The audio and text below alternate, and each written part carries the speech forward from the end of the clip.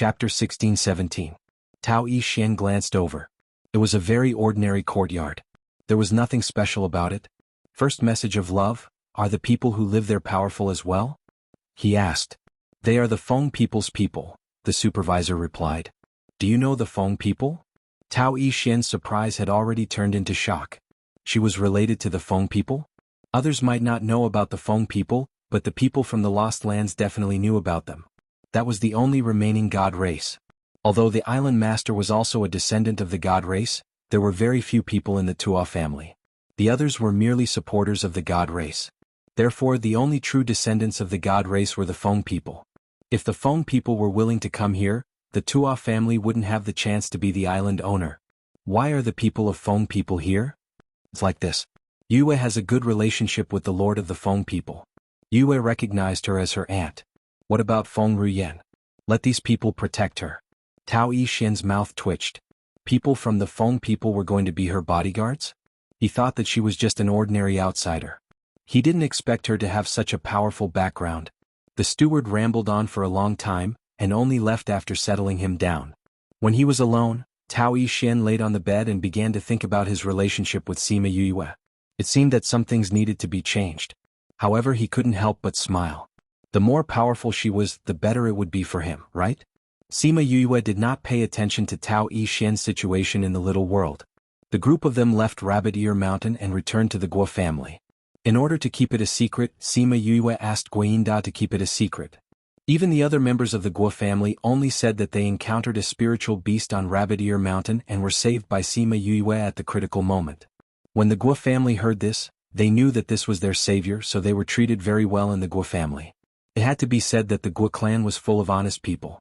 Such a clan had actually not been eaten clean by others.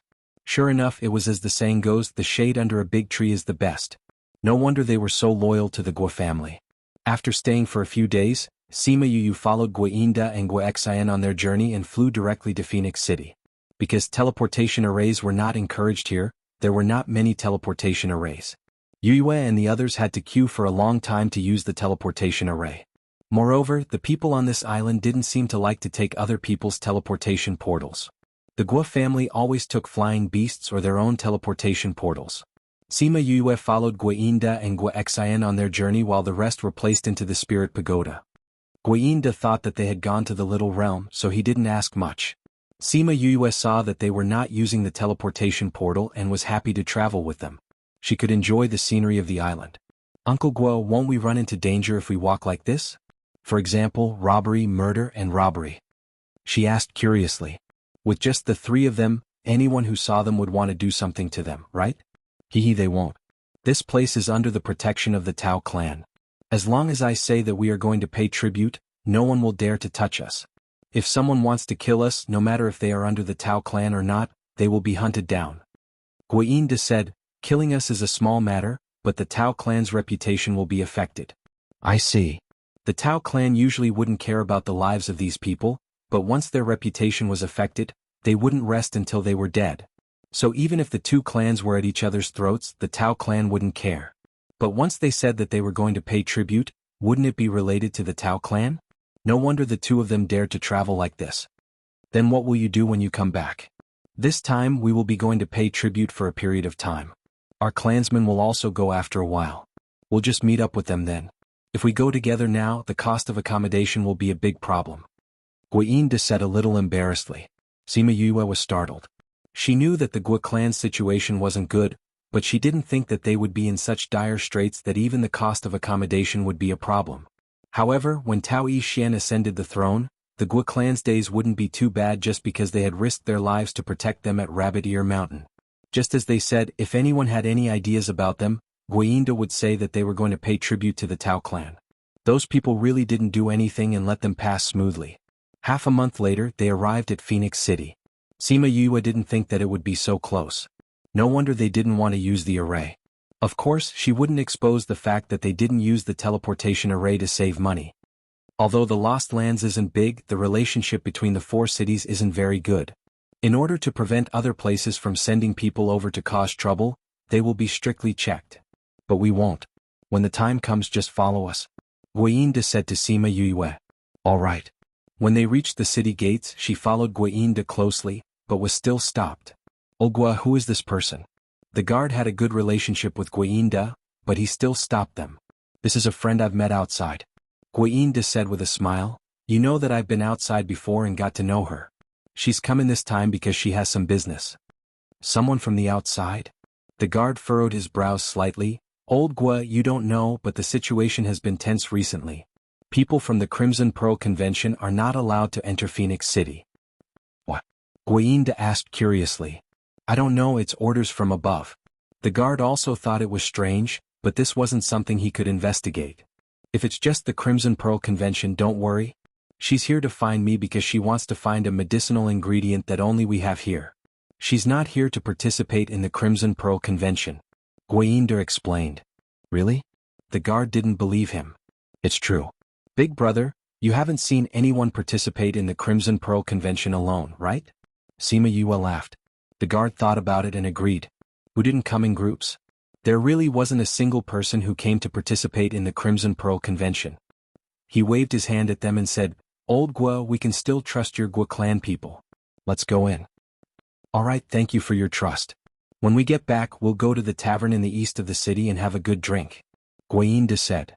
Alright. That's a promise. No problem. Just like that, Guinda easily brought her through the gates of Phoenix City. Only when that big incident happened in the future did the guard realize how big of a mistake he had made back then. Luckily by then no one had noticed that he was on duty that day. They entered the city gates and went to the place where they used to live. It was a very small inn, but it looked very clean. The Gua clan was really a bit pitiful. Stop show 7. Chapter 16-18. After entering Phoenix City, Sima Yue's plan was slowly being implemented. The next morning, she, Guinda and Gua Xan went to a very spectacular pavilion in the center of the city.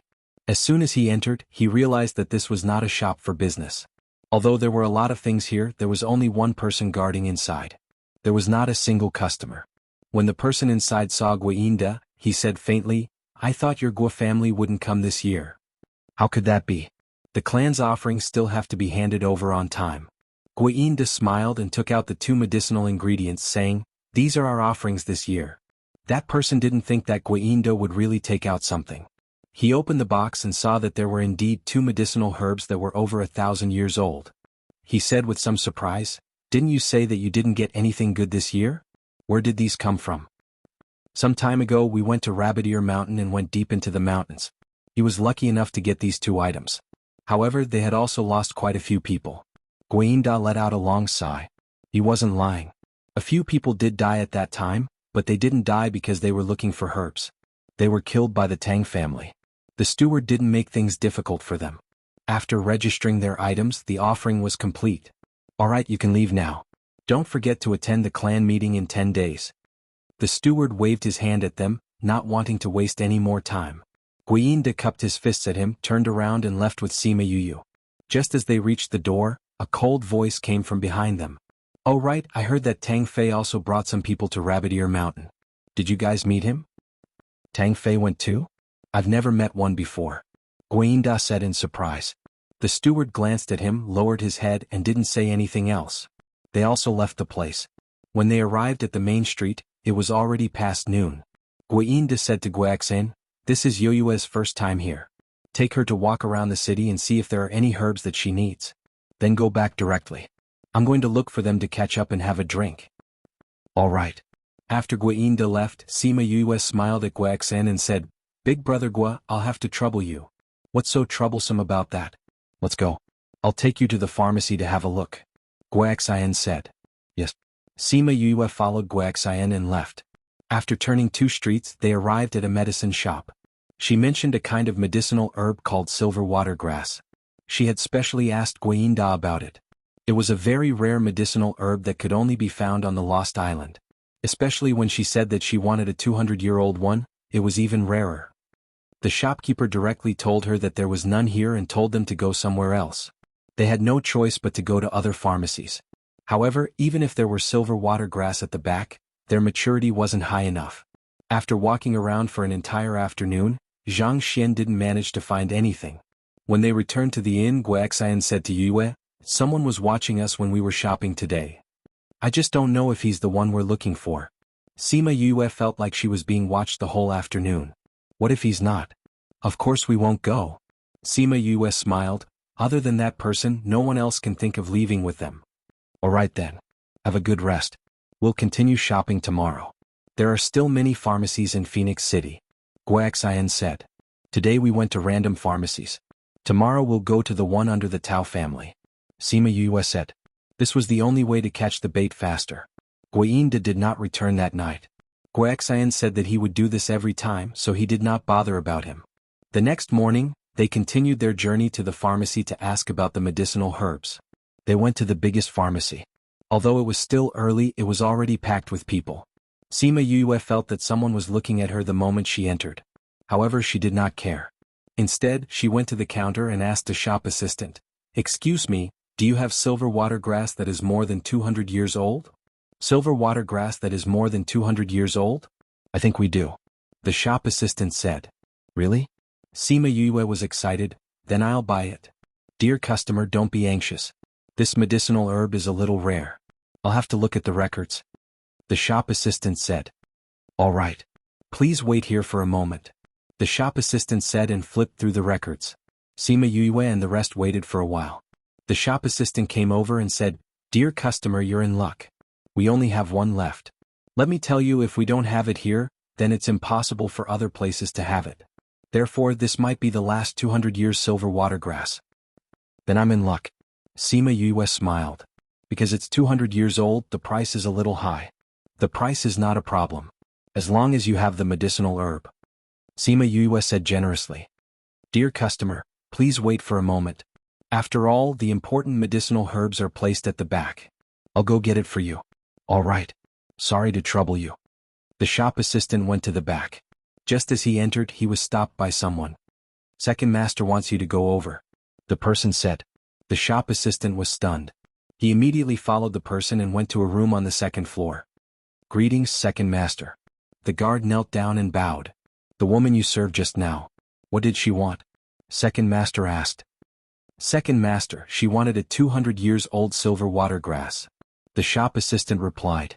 Do you have it in the shop? There's only one left.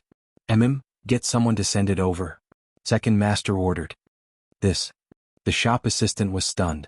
However, he quickly reacted. Thinking of second master's lecherous personality, he lowered his eyes and replied, I know what to do. Sima Yue waited in the shop for a while before the shop assistant came out with a guilty expression. I'm really sorry. I just went to the back to take a look. The last silver watergrass was moved over by the family this morning. You mean there's no more? Yes. If you came yesterday, there would still be some left. However, there's none left now. I'm really sorry. The shop assistant said apologetically. Her excited little face immediately fell. Seeing the shop assistant nodding and bowing to her apologetically, she waved her hand at him and said, It's not your fault. Since you don't have it here, I'll go somewhere else to take a look. I just said that this silver watergrass is too rare. If we don't have it here, the other pharmacies won't have it either. The shop assistant said. I know. However, I still want to try my luck. After speaking, she turned around and left. Her little face was filled with disappointment. When she reached the main street, she said to Guaxin, Brother Gua, I know you're worried about Uncle Gua. You should go and find him. I'll walk around by myself. Guaxian was indeed worried about Guinda. Since she said so, he didn't decline and left by himself. Sima Yue was walking alone on the street. She could feel someone following behind her and the corner of her mouth hooked up into a smile. Chapter 16-19. Half an hour later, Sima Yue took a step back in fear when she saw the person standing in front of her. Who are you? Miss, my family's second master would like to see you. The man pulled a long face looking very scary. Who is your second master? I don't know him. I'm not going. Sima Yue said and walked around him, wanting to leave the alley. That man's body swayed and blocked her path again, saying, Miss, my family's second master said that he has silver watergrass in his hands.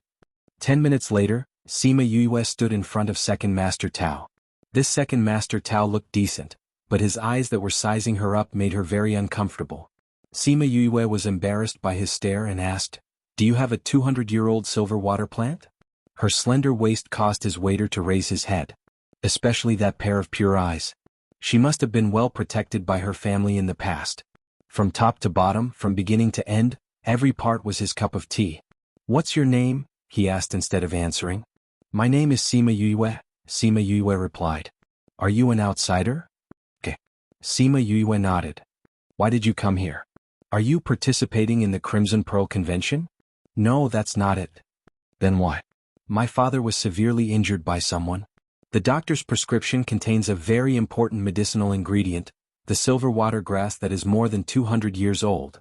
I heard that it can only be found in the lost place, so I secretly came here." Sima Yue answered honestly. "Why do you have to do it secretly?" "Because my mother said that the Lost Lands is very dangerous and once you come here you can't go back. He said that he would send someone else. I was worried about my father, so I came here secretly." "So you're saying that your family doesn't know that you're here?" Sima Yue shook her head. Second Master Tao's fingers tapped on the table. Sima Yue felt that his actions were very eye-catching. Ling Yu loved to do this action the most. He looked good when he did it, but this person's hand was really ugly and the action was also ugly. "You've been looking for medicinal ingredients since you came here?" he continued to ask. "Yes. Then I met Uncle Gua, of me. He heard. And? There were some yesterday but not today. You have a good relationship with the Gua clan?" Second Master Tao asked slowly. "They? And they?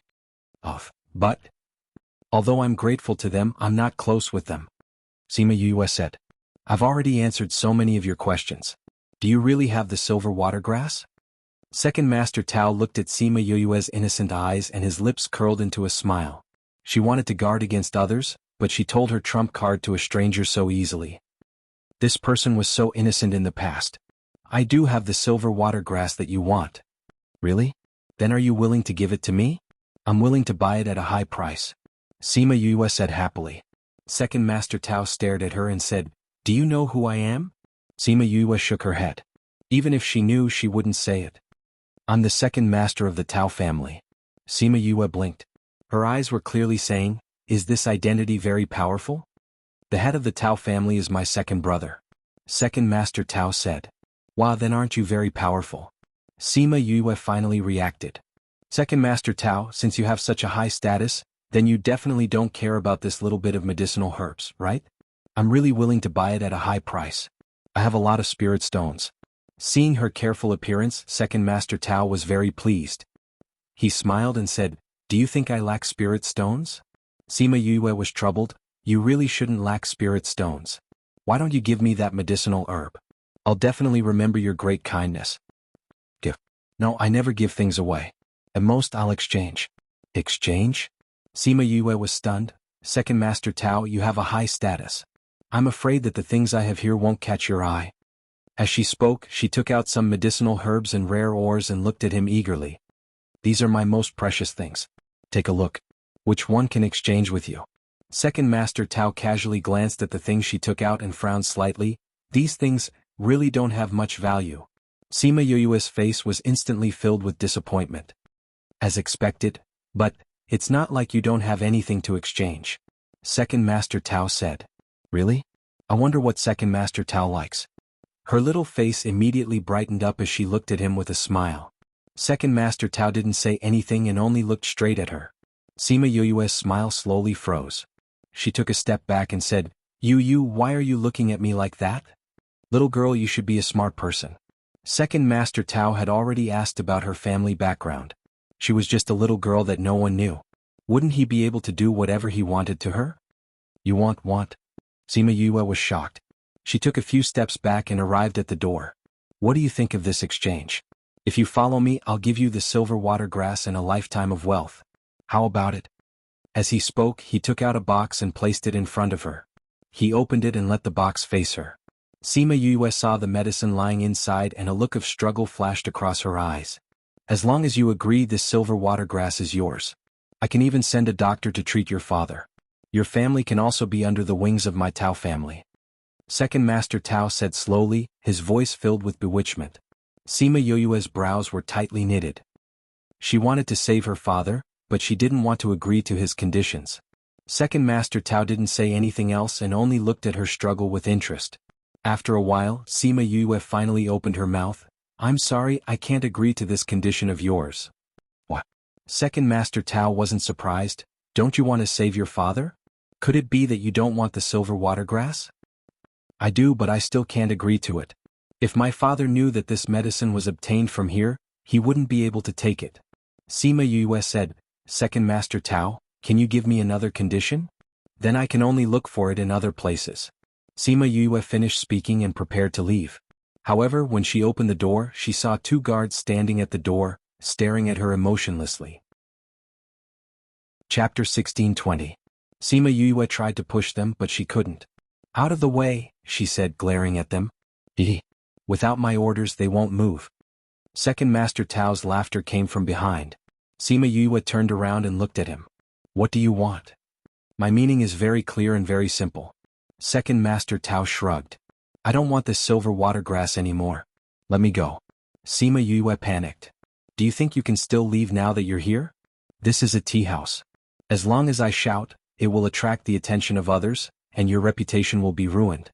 After all, the Tao family is not the only family in Phoenix City. Sima Yue shouted. Oh, are you threatening me? Second Master Tao laughed loudly. Reputation? Do you know what kind of reputation Second Master Tao has in Phoenix City? If you want to shout, you can shout. In any case, who in the entire Phoenix City doesn't know what kind of person I am? Even if I snatch you back, they will only add another stroke to my reputation. You? Sima Yue was obviously shocked by his words. Alright, I still have things to do today. I don't have time to play with you. Today, whether you agree or not, you have to agree. Second Master Tao changed to threats. Don't even think about it. Sima Yue said as she attacked the guards at the door. She was quickly subdued. Seeing Second Master Tao walk over, she angrily shouted, I won't let you have your way. After saying that, she mobilized the spiritual energy in her body and prepared to self-destruct. Don't even think about it. Second Master Tao didn't expect her temper to be so fierce. With a loud shout, he flashed behind her and forcefully chopped at her neck. Sima Yue went limp. Before she fainted, Sima Yue heard his last words. He said that she was a fierce little wild cat and that he would definitely tame her. The red plum blossom in her hand darkened, but in the end, it fell silent. Second Master. The people at the door did not think that Sima Yue would self-destruct. By the time they reacted, she was already in his arms. Let's return to the clan first and settle her down. Second Master Tao hugged the person in his arms. He was in a good mood and decided to personally bring the beauty back. Stupid woman, stupid woman. Sima Yue felt someone shaking her. She slowly woke up and saw a miniature version of herself when she opened her eyes. Mier? Why did you come out? She rubbed her neck. It really hurt. Didn't you say that I would wake you up when we reached the Tao family? Mier squatted on the edge of the bed and poked her stomach. Oh yes, I can't remember. Sima Yue recalled that she was the one who gave the order. Stupid woman, you've gone too far. Why did you stop me? Mier said angrily, do you know that if something really happens, I'll die with you? I'm here on official business. If you do something, how am I supposed to do it? Sima Yue sat up and looked at the face that was similar to hers. She stretched out a hand and rubbed his hair. Don't worry, I won't joke around with my life. I know you're worried about me. She had so many lives on her body. How could she die so easily? Who's worried about you? Mier jumped down from the bed. What are we going to do next? It's me, not us. Sima Yue looked at Mier deeply. That gaze made his heart tremble as he asked, what bad things are you thinking of now? What bad things? Sima Yue said, I just have something for you to do. I refuse. One look and I can tell that you're up to no good. I'm not. Sima Yue beamed. I just want you to do me a favor. What? It's very simple. Pretend to be me and stay here. You don't have to do anything else. Don't even think about it. Mier jumped up. Don't expect me to deal with that disgusting fellow for you. But I need to go and investigate. I can only rely on you here. I don't want to. Go look for 1,000 resonance. He can pretend to be you too. Mier refused to agree. If that person came back in the middle, wouldn't he have to pretend to be obedient to her? 1,000 resonance wants to be with me. He can't stay here. Sima Yue said, don't worry. I'll set up an illusion array later. As long as he comes in, he will enter the illusion. Isn't that it? Use the illusion array to deal with him. But this illusion array can't be without you. If not, it won't work. Sima Yue explained patiently, if the person in the illusion array wants to say something, you have to say it. And when they're outside, if they don't sense my presence, they won't be tricked. Mier, if you don't help me with this, it'll be more troublesome for me. You really won't meet me? Mier's gaze was filled with suspicion. He really felt that this woman would sell him out. Really? Do you want me to swear to the heavens? Sima Yue stared at him helplessly. She wondered why she had such little trust in him. If he dares to touch me, I'll kill him, Mier said, filled with killing intent. However, it was also an indirect agreement. Alright, up to you, Sima Yue said, but don't worry. According to what Tao Yixin said, Second Master Tao doesn't like to force himself on you. So as long as you don't agree, he won't do anything to you. That better be the case. Mier harumphed. If I stay here, what are you going to do? I'm going to find the poison master that Tao Yixin mentioned and find the antidote, Sima Yue said. However, I need to find someone to scout ahead first. Come back soon. I'll only help you for 2 days. If you can't handle it, I won't care. 2 days is too short. Then 1 day it is. Mier, you can't do this. You better hurry. Sima Yue sighed. She set up an illusion array in the house and watched as Mier transformed into her. She called out for 1,000 resonance to fuse with him. She then opened the door and swaggered out. Once she disappeared from the courtyard, the guard guarding the door then muttered, "Why did I feel like I was a little distracted just now? What about you? How could that be? Haven't we always been like this?" The other said. "The girl that Second Master brought back this time is very decent. It's a pity that she won't live for long." Shut up. Is Second Master someone that we dare to talk about? Be careful that Second Master doesn't feed you to the wolves.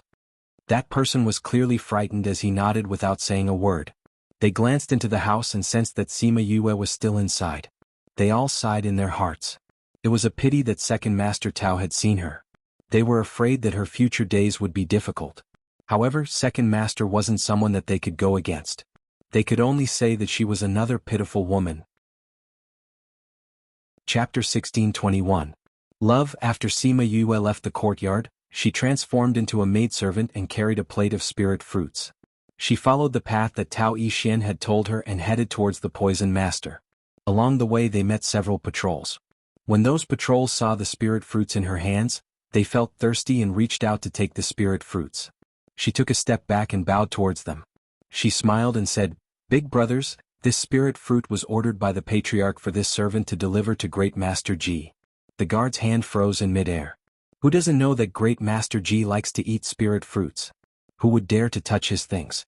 He was afraid that even if he had the life to take it, he wouldn't have the life to eat it. Since it's for Great Master Ji, then go quickly. The head guard waved his hand at her without any suspicion. "Thank you, brothers." Sima Yue bowed again and left with the spirit fruit. Sima Yue walked for half a day before arriving at a very remote courtyard. She thought about how Tao Yixin had said that Great Master Ji was a loner and didn't like to interact with others. Even if that was the case, there was no need for him to live so far away, right? She knocked on the door of the courtyard and said, "Great Master Ji, this servant is here to deliver the spirit fruit under the orders of the family head." After waiting for a while, the door to the courtyard opened. A small child stood behind the door and looked at her coldly. "Master said that today's spirit fruits are here. Why are they here again?"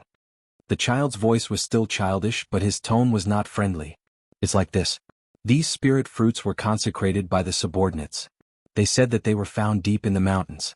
The family head thought that Great Master Ji had never eaten it before, so he asked the servant to send some over. If Great Master Ji thinks it's delicious, I'll get them to bring more over." Sima Yue made up a story. "Then give it to me," the child said as he reached out to take it.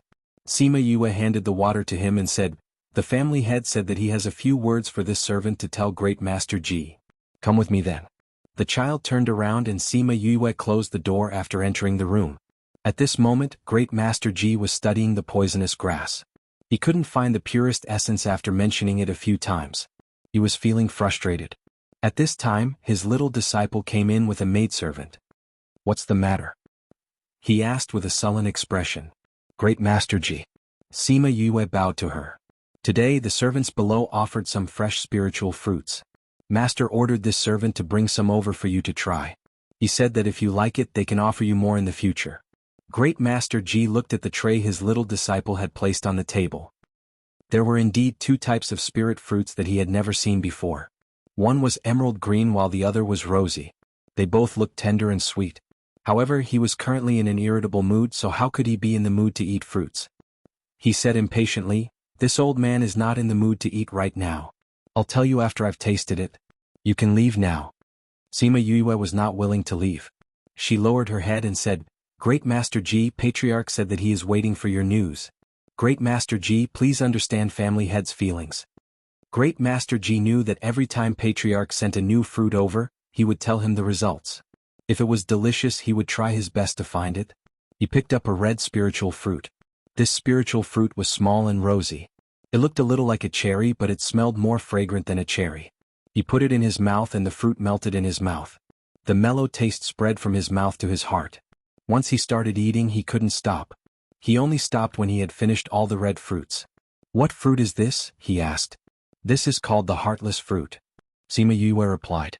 "Yes, heartless fruit. Yes, it has another name. It's called the life-reaping fruit. Where is there a spiritual fruit with this name?" He did not know why, but when he heard this name, his heart suddenly tightened. "Of course there is. Because this is the name I gave it." Sima Yue smiled. Great Master Ji felt that something was amiss.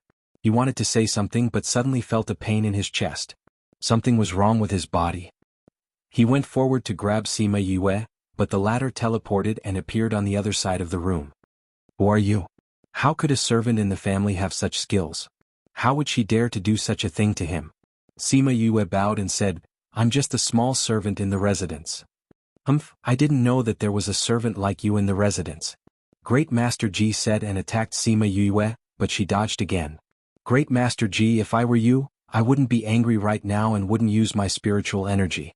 Sima Yue reminded him. Great Master Ji stared at her coldly, like a venomous snake looking at a prey that was destined to die.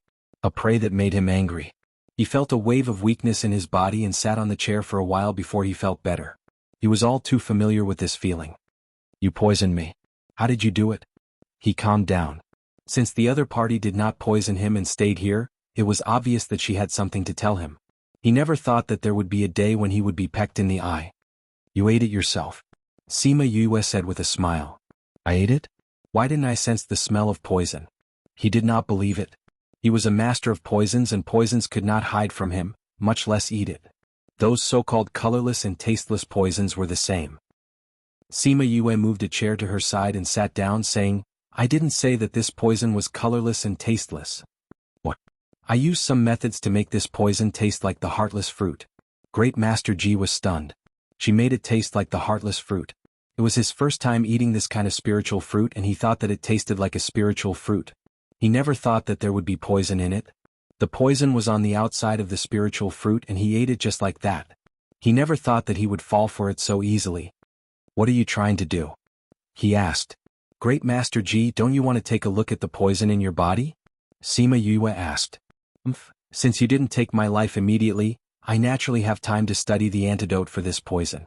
What I'm more curious about is, why did you poison me?" Great Master Ji said confidently. There were only a few poisons that could make his body weak and block his spiritual power. These were all things that he could not play with. Everyone says that Great Master Ji's poison skills are high, so it's normal for you to think that way.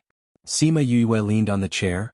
"However, I think that it's better for you to take a look at the poison in your body." Great Master Ji saw that she was so confident and felt that she was still too young and did not understand him well enough to think that she could control him.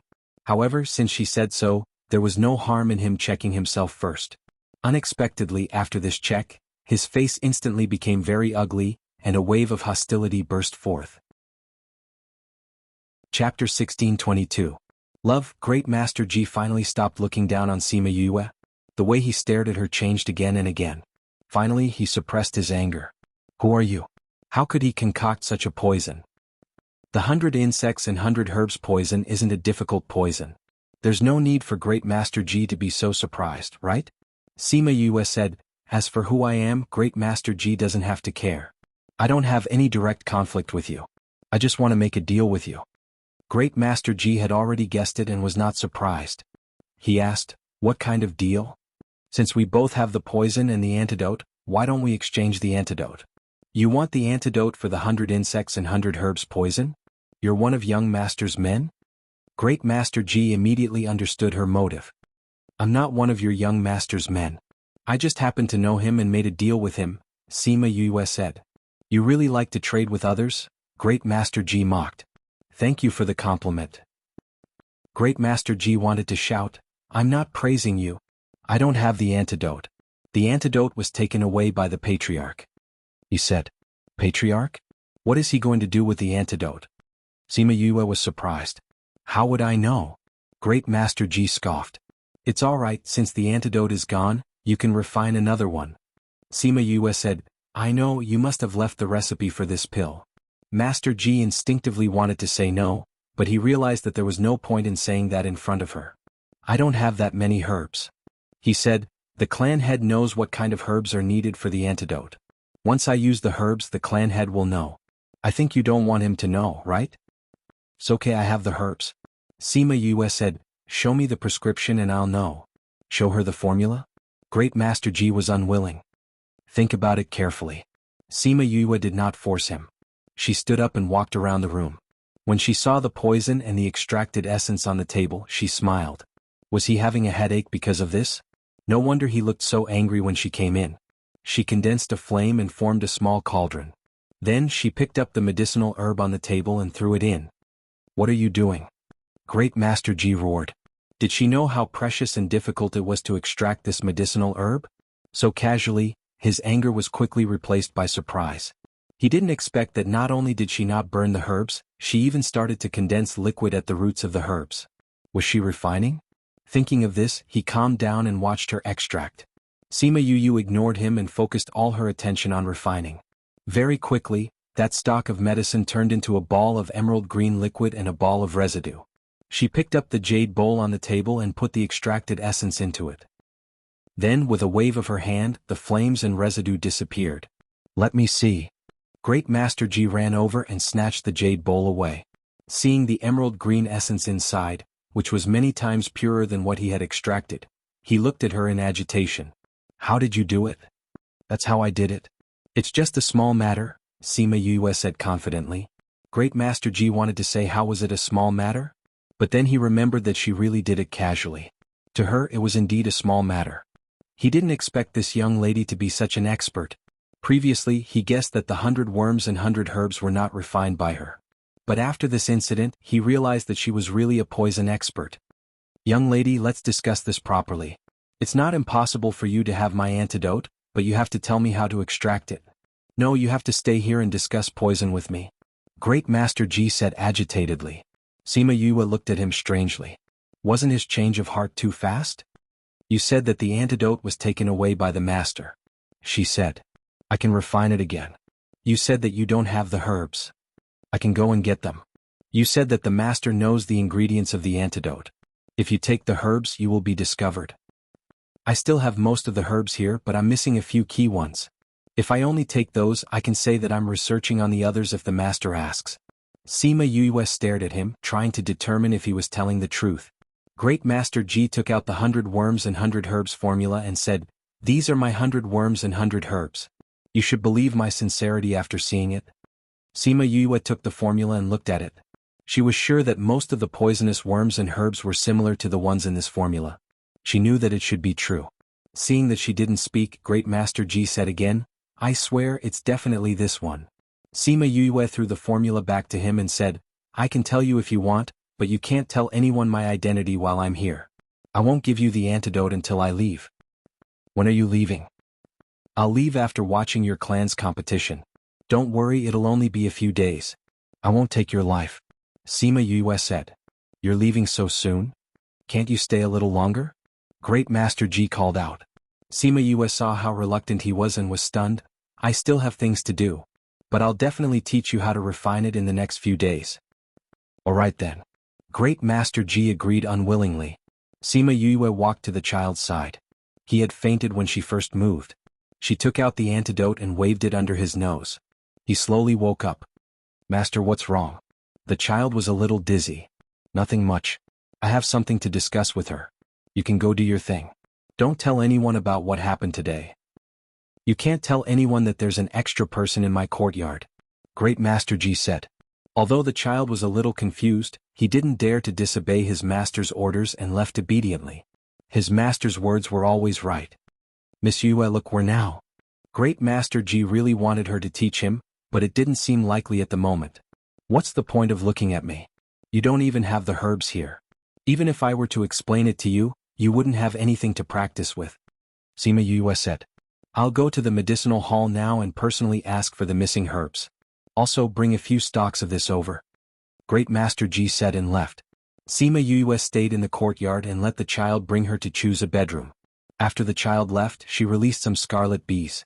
Although she believed that Great Master Ji wouldn't harm her, it was still better to be safe. At this moment, the scarlet bees that were left at Mi-Er's side sent news that Second Master Tao was back. Sima Yue asked them to keep a close eye on him. She was curious how Mi-Er would deal with Second Master Tao. Chapter 1623. Love. In fact, other than being curious, she was also a little worried. What if Mi-Er killed him? Now that Second Master Tao had died, it would definitely cause chaos in the family. It wouldn't be good for them. Fortunately, although Mi-Er was arrogant, he knew that this matter was very important to her. He didn't act according to his character and didn't kick him out or kill him directly. When Sima Yue heard this, she was slightly relieved. She thought to herself that Mi-Er still knew what was important. On the other hand, Mi-Er resisted the impulse in his heart and desperately wanted to throw the people in the house out. I say, little girl, have you made up your mind? If you miss this village, you won't have this shop anymore. After 2 days, I will use this silver water grass. At that time, even if you want it, you won't have it anymore, Second Master Tao said energetically to the empty bed. Mi-Er sat on the soft couch at the side and snorted, I won't agree to it. You better let me go. My Sima family is not to be trifled with. Are you threatening me? Second Master Tao was amused. Don't think that I don't know that you never intended to give me the silver water plant from the start. Even if I agreed, I would still be imprisoned here forever. I'd rather die than be with an old pervert like you. Mi-Er shouted. Second Master Tao entered an illusion the moment he entered the room, so what appeared in front of him was a furious person sitting on the bed. Seeing her, pursing her lips and frowning, his anger was ignited again. He walked to the side of the bed and the person on the bed fell backwards. She was trapped in a small space by him. You, what do you want to do? You might not know this, but I've never forced anyone to do anything. Although I admit that the way you resisted was very tempting, and it also aroused my interest. But I prefer obedient kittens. Second Master Tao said. I won't agree to it. Give it up, said Mill. Really? Could it be that the 2 people guarding the door didn't tell you that if you don't agree, your end will be even worse? Second Master Tao kissed her face. Oh, the texture was really good. Sima Yue's face turned pale from fright. Ah. Think about it carefully. I don't have much patience. Second Master Tao laughed loudly and left. Mi-Er heaved a sigh of relief. Fortunately, this Tao fellow didn't really do anything disgusting. Otherwise, even if he was defiling someone who didn't exist in the illusion, he was afraid that he wouldn't be able to control himself. Even if it was fake, he couldn't allow himself to have any dirty thoughts about Yue. Sima Yue sensed Mi-Er's thoughts and smiled. This fellow.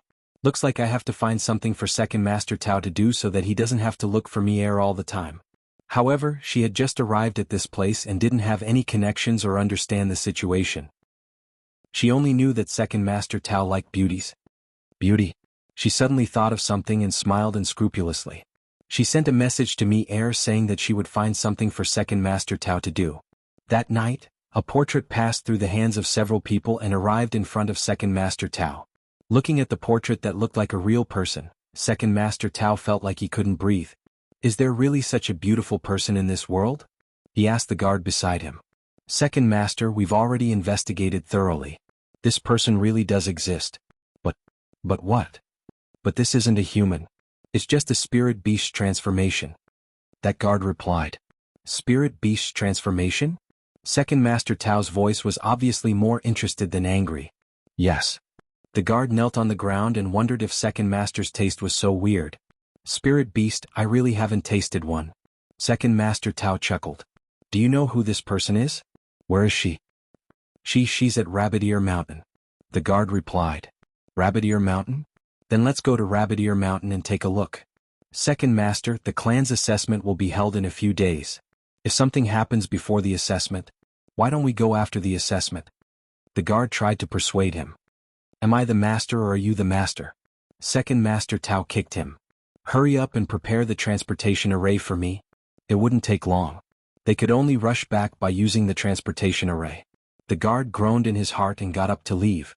Sima Yue received news from Chi Feng that Second Master Tao went to Rabbit Ear Mountain that night. She didn't know if he could come back alive. Since he wasn't around, Mier wanted to come back. Sima Yue thought that other than the two guards, there was no one else who knew about what happened to her. Hence, she asked him to clean up the two guards and come back secretly. Mier was elated when he heard that. After destroying the corpses, he went to Sima Yue's place under the cover of the night.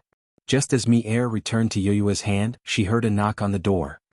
Yue, I've refined the antidote. Great Master Ji was waiting outside the door. Sima Yue opened the door to let him in. He immediately handed over the antidote and said, "This is the antidote for young master's 100 worms and 100 herbs." Is this for real? Of course it's for real. Great Master Ji blew his beard and glared. He wanted to get angry, but he didn't dare to in front of her. He chuckled and said, "Don't worry, my little life is still in your hands. I also want to ask you to teach me something. I'll believe you this once." Sima Yue opened her little realm and let Tao Yixin out. When he saw Tao Yixin, Great Master Ji's expression changed a few times. In the end, he didn't say anything and didn't do anything. Sima Yue handed the antidote to Tao Yixin and said, "This is the antidote that Great Master Ji personally refined. If you believe him, then eat him." Tao Yixin took the antidote and glanced at Great Master Ji. The latter proudly turned his head to the side. He didn't refine this thing for the sake of the young lord. Tao Yixin glanced at Sima Yue again. She didn't have any expression on her face, as if it didn't matter to her whether he ate the antidote or not. If it was before, he might have been suspicious. However, after walking around the little realm, he understood her quite a bit. Since she didn't say that there was anything wrong with the antidote, then there shouldn't be any problems. Thus, he ate the antidote without any hesitation. After waiting for a while, he felt his body twitch in pain. It was as if every part of his body was being cut by a knife. His internal organs were also in turmoil. He was almost about to faint from the pain. This antidote. He grabbed the chair and the back of the chair was pulled off by him. He wanted to say that the antidote was fake, but his body was in so much pain that he couldn't say anything. His entire body fell to the ground. Sima Yue walked over and squatted down, saying, "This antidote is real. It's just that the process is a bit difficult to endure. Seeing how much pain you're in, I'll help you a bit more. Once you wake up, your poison will be completely cured." Tao Yixin looked at her with a dazed gaze. The pain had already made his mind a little hazy. He didn't know what Sima Yue had given him because he fainted immediately after. Chapter 1624. When Tao Yixin woke up, he was already in bed. His whole body was still in pain, but the feeling of his spiritual energy being blocked had already disappeared. He immediately checked and found that the pain was normal. Does this mean that my poison has been cured? He moved a little and his whole body was in pain. He thought that the process of detoxification was even worse than being poisoned. Hearing voices outside, he sat up slowly. Before he could get off the bed, he heard the door open and Sima Yue's voice came from the door. "If I were you, I'd lie down. Otherwise, there will be no medicine for regret if there are any side effects." Tao Yixin also knew that his body's condition wasn't very good, so he obediently laid back down. "How long have I been unconscious?" "Not long, just 3 or 4 days." Sima Yue walked over and checked his pulse. "The poison has been cleared." "Why is the detoxification process so painful?" Tao Yixin asked. "Your body shrank when you were poisoned. Now that you've been detoxified, it's only natural that your body will grow back. There was a process for the body to grow from small to big. You're lucky that you met me.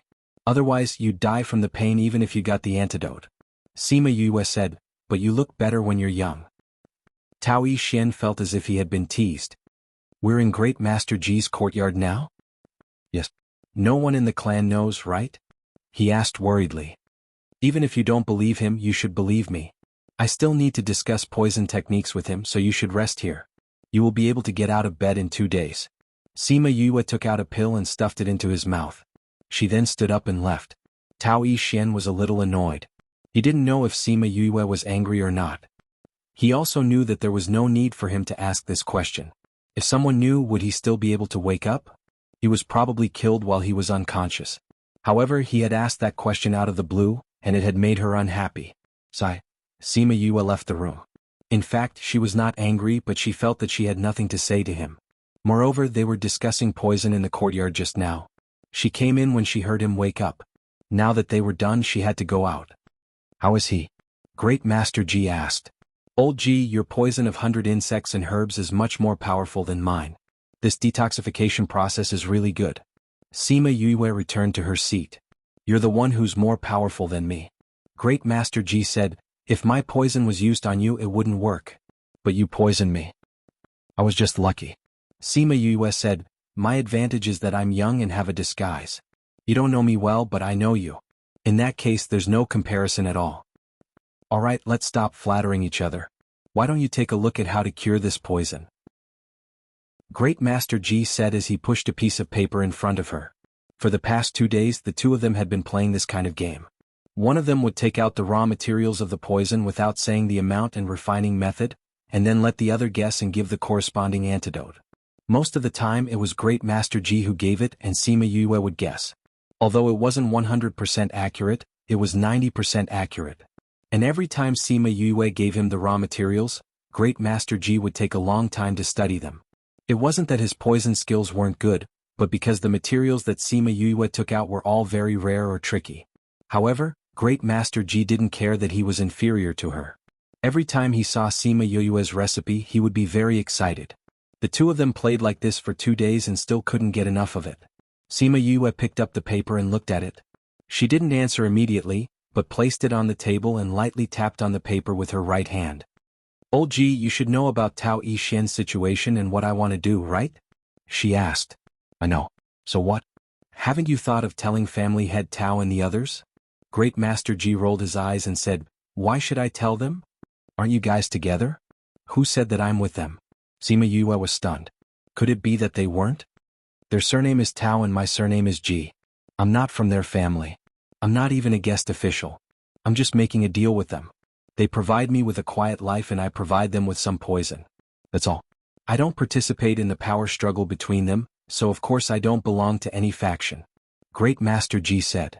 If I can stay here then I'll stay. If I can't then I'll leave. It's not like I'm begging them. Sima Yue didn't think that they had this kind of relationship. Then do you know who wanted this 100 worms and 100 herbs poison back then? She asked. I don't know. I only know that the person who came had the family head's waist token. I've always only recognized the waist token and not the person, so I didn't pay attention to the people in the family. So even though I didn't know him, I still gave him the poison. Great Master Ji knew that she wanted to ask about what happened back then, so he told her everything he knew. He had the family head's waist token? If it wasn't him, then he must have a good relationship with him. Otherwise, he wouldn't have been able to get the waist token. Yue, since we're going to chat, shouldn't there be good wine, dishes, desserts and fruits? Great Master Ji asked. He ate the food she made yesterday and was craving it again today. Sima Yue looked at him and knew that if she wanted to get more information out of him, she had to satisfy him first. Thus, she didn't ask any more questions. She got up and prepared 4 dishes, a pot of wine and a plate of spirit fruits. Great Master Ji ate a heartless fruit first. Even though he was poisoned by it, it didn't stop him from falling in love with it. Sima Yue sat back down and poured a cup of wine for Great Master Ji. Then she poured another cup for herself before asking, you know about the poison, but what about the antidote? Was it given together? Or was it given later?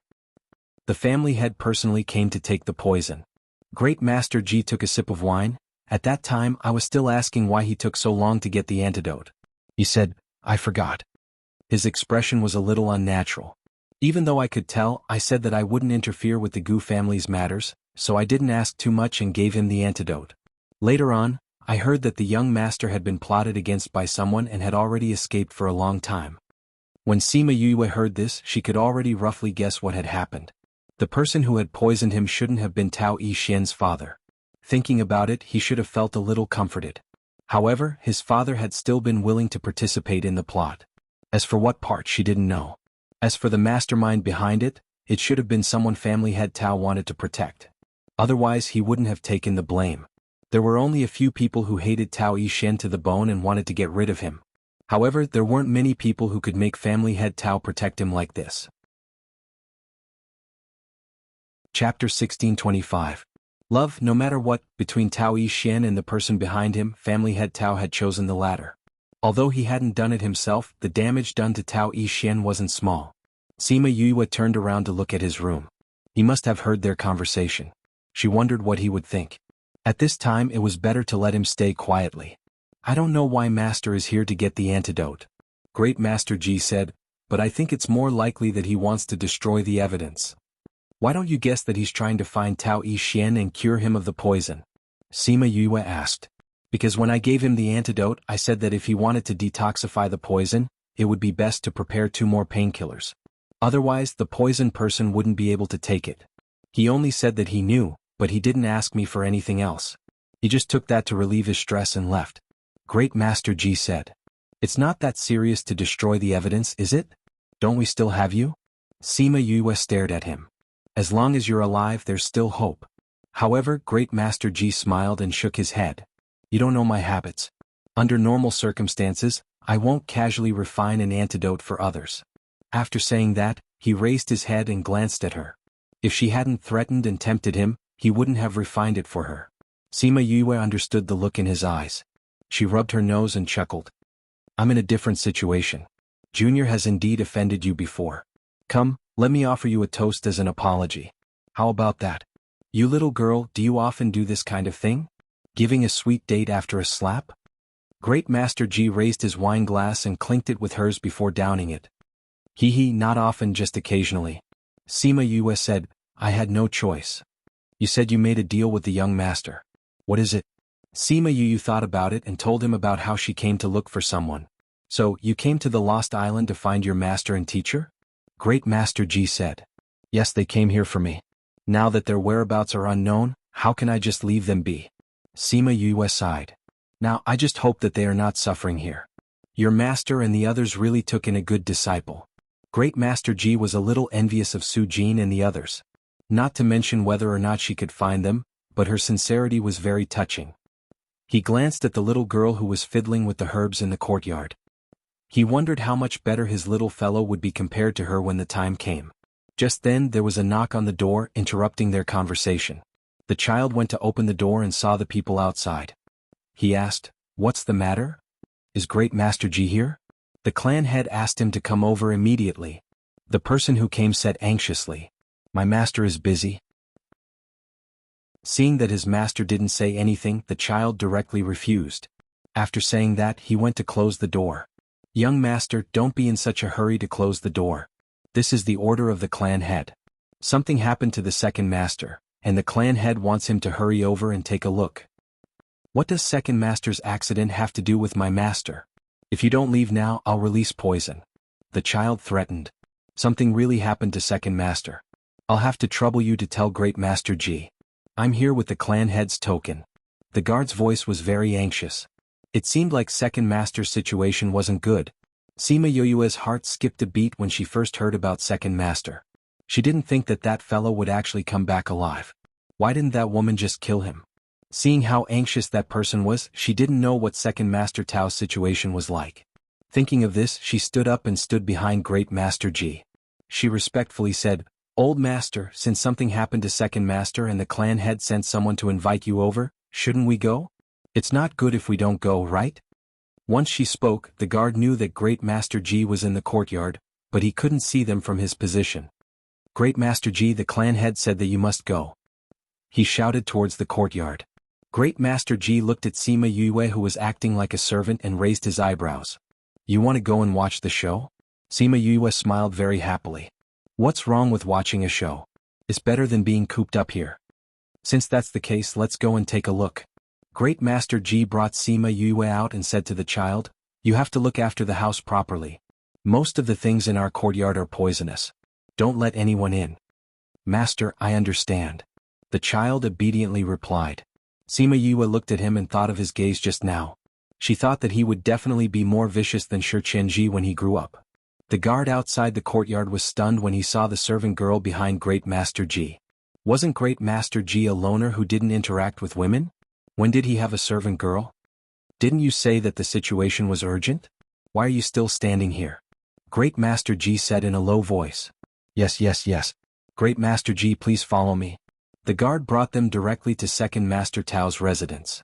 They only found out about his situation on the way.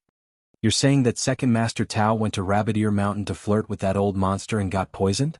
Sima Yue cried out in shock. She wanted to use that old monster to attract Second Master Tao's attention so that he would get into an accident when he went to Rabbit Ear Mountain. She didn't think that this fellow would be so daring to actually flirt with that old monster.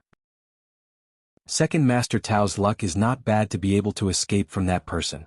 Great Master Ji also knew about that lady in white and her terrifying ability. Second Master Tao didn't escape. He was released by that lady. The guard said, that lady said that she would let him off today on account of her relationship with the Tao family. However, even if he was spared from death, he couldn't escape punishment.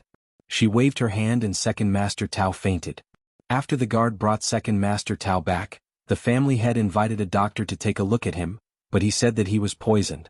They couldn't do anything, so the family head wanted to invite Great Master Ji over. Sima Yue touched her chin. She didn't expect that lady to be related to the Tao family. Although she didn't take Second Master Tao's life this time, he was unconscious, so the effect was the same. Very quickly the group of people arrived at Second Master Tao's courtyard. The guard brought them to Second Master Tao's house. At this moment a person just happened to walk out of the house. The guard in front quickly bowed. Family head, Great Master Ji is here. Sima Yue raised her head and saw a man with a dignified appearance. His facial features didn't look like Tao Yixian. She guessed that he looked more like his mother. Family head Tao saw Great Master Ji and quickly bowed. Great Master Ji, quickly take a look at my second brother. What kind of poison did he get? Why is he still unconscious? Family head, don't be anxious. Since I'm here, I will naturally examine Second Master Tao properly. Great Master Ji said as he was about to enter the house. Sima Yue followed behind him but was stopped by family head Tao. Who are you? Chapter 1626. Love. Patriarch Tao placed a hand in front of Sima Yue, blocking her from behind Great Master Ji. Just like that, Great Master Ji entered the room while she remained outside. Master, this servant is... I brought her back the last time I went out. I saw that she was quite talented in the art of poison, so I brought her back to do odd jobs. Great Master Ji said. So it's the disciple that Great Master Ji has his eyes on. Please. Patriarch Tao stepped aside to let Sima Yue in. Sima Yue bowed and followed Great Master Ji in. Close the door. Master Ji's voice rang out as she stepped past the door. Sima Yue turned around and looked at the people outside. Seeing that they did not have any strange expressions on their faces, she obediently closed the door. This Great Master Ji's position in the Tao family was really high. She sighed in her heart. This is my habit, Great Master Ji said as he set up a barrier. He did not like it when others looked at him when he was treating patients. It felt like they were looking at a monkey. Sima Yue laughed and said, how can you compare yourself like that? However, if he did that, she would have more freedom here. Great Master Ji walked over and looked at Second Master Tao before saying, he was indeed poisoned. This poison is so strange. Sima Yue's interest was piqued. Why is it strange? I think he was poisoned, or maybe he just fell asleep. Come and take a look. Great Master Ji stood up and asked her to examine Second Master Tao. Sima Yue felt Second Master Tao's pulse and was also surprised. She said, this situation is really strange. Right? Am I right? Great Master Ji said, from the looks of it, it should be an accidental poisoning. I think being poisoned is just one of the reasons. His body must have been tampered with, Sima Yue said. You have a grudge with this guy? Great Master Ji asked. Forget it. I was wondering why you would come here. Great Master Ji said, however, even I can't do anything about this poison. I can't do anything even if you want me to. If you can't do it, then don't do it. Just let him lie there. It's fine. Sima Yue said. If I go out like this, the Patriarch will probably go crazy. He usually dotes on Second Master a lot. Great Master Ji said. You don't care about that, do you? Sima Yue smiled. Besides, I didn't ask you to do nothing. Even if you do research, it will take you at least a few days to get results, right? You just need to extend the time a little. How long? Great Master Ji didn't even bat an eyelid. It was just a small favor, so he helped her out. Who asked him to like this little fellow more? It won't take long. Just don't let him attend the conference. Sima Yue said. No problem. Even if you didn't mention it, I reckon that I would have to wait until then to figure it out. Great Master Ji said. Old Ji, you're so nice. Sima Yue said gratefully. Fine, fine, fine. You're the first person to say that I'm good, Old Ji said. Others had always scolded him for being cruel and merciless, or for being a loner. No one had ever said that he was a good person before. That's because they can't see your good side. Sima Yue said. They only have fear, dread, respect, and reverence for you. Naturally, they won't be able to see your good side. You sure know how to talk. Great Master Ji took out a jade bowl and filled it with Second Master Tao's fresh blood. Then he retracted the barrier and said, "Let's go out and report." Okay. Sima Yue took a step back and let him walk in front. Then she quickly fed him a pill when she turned around. The people outside were waiting anxiously. When they saw the two of them coming out, they quickly surrounded them. "Great Master Ji, how is it? Is he poisoned?" Patriarch Tao asked.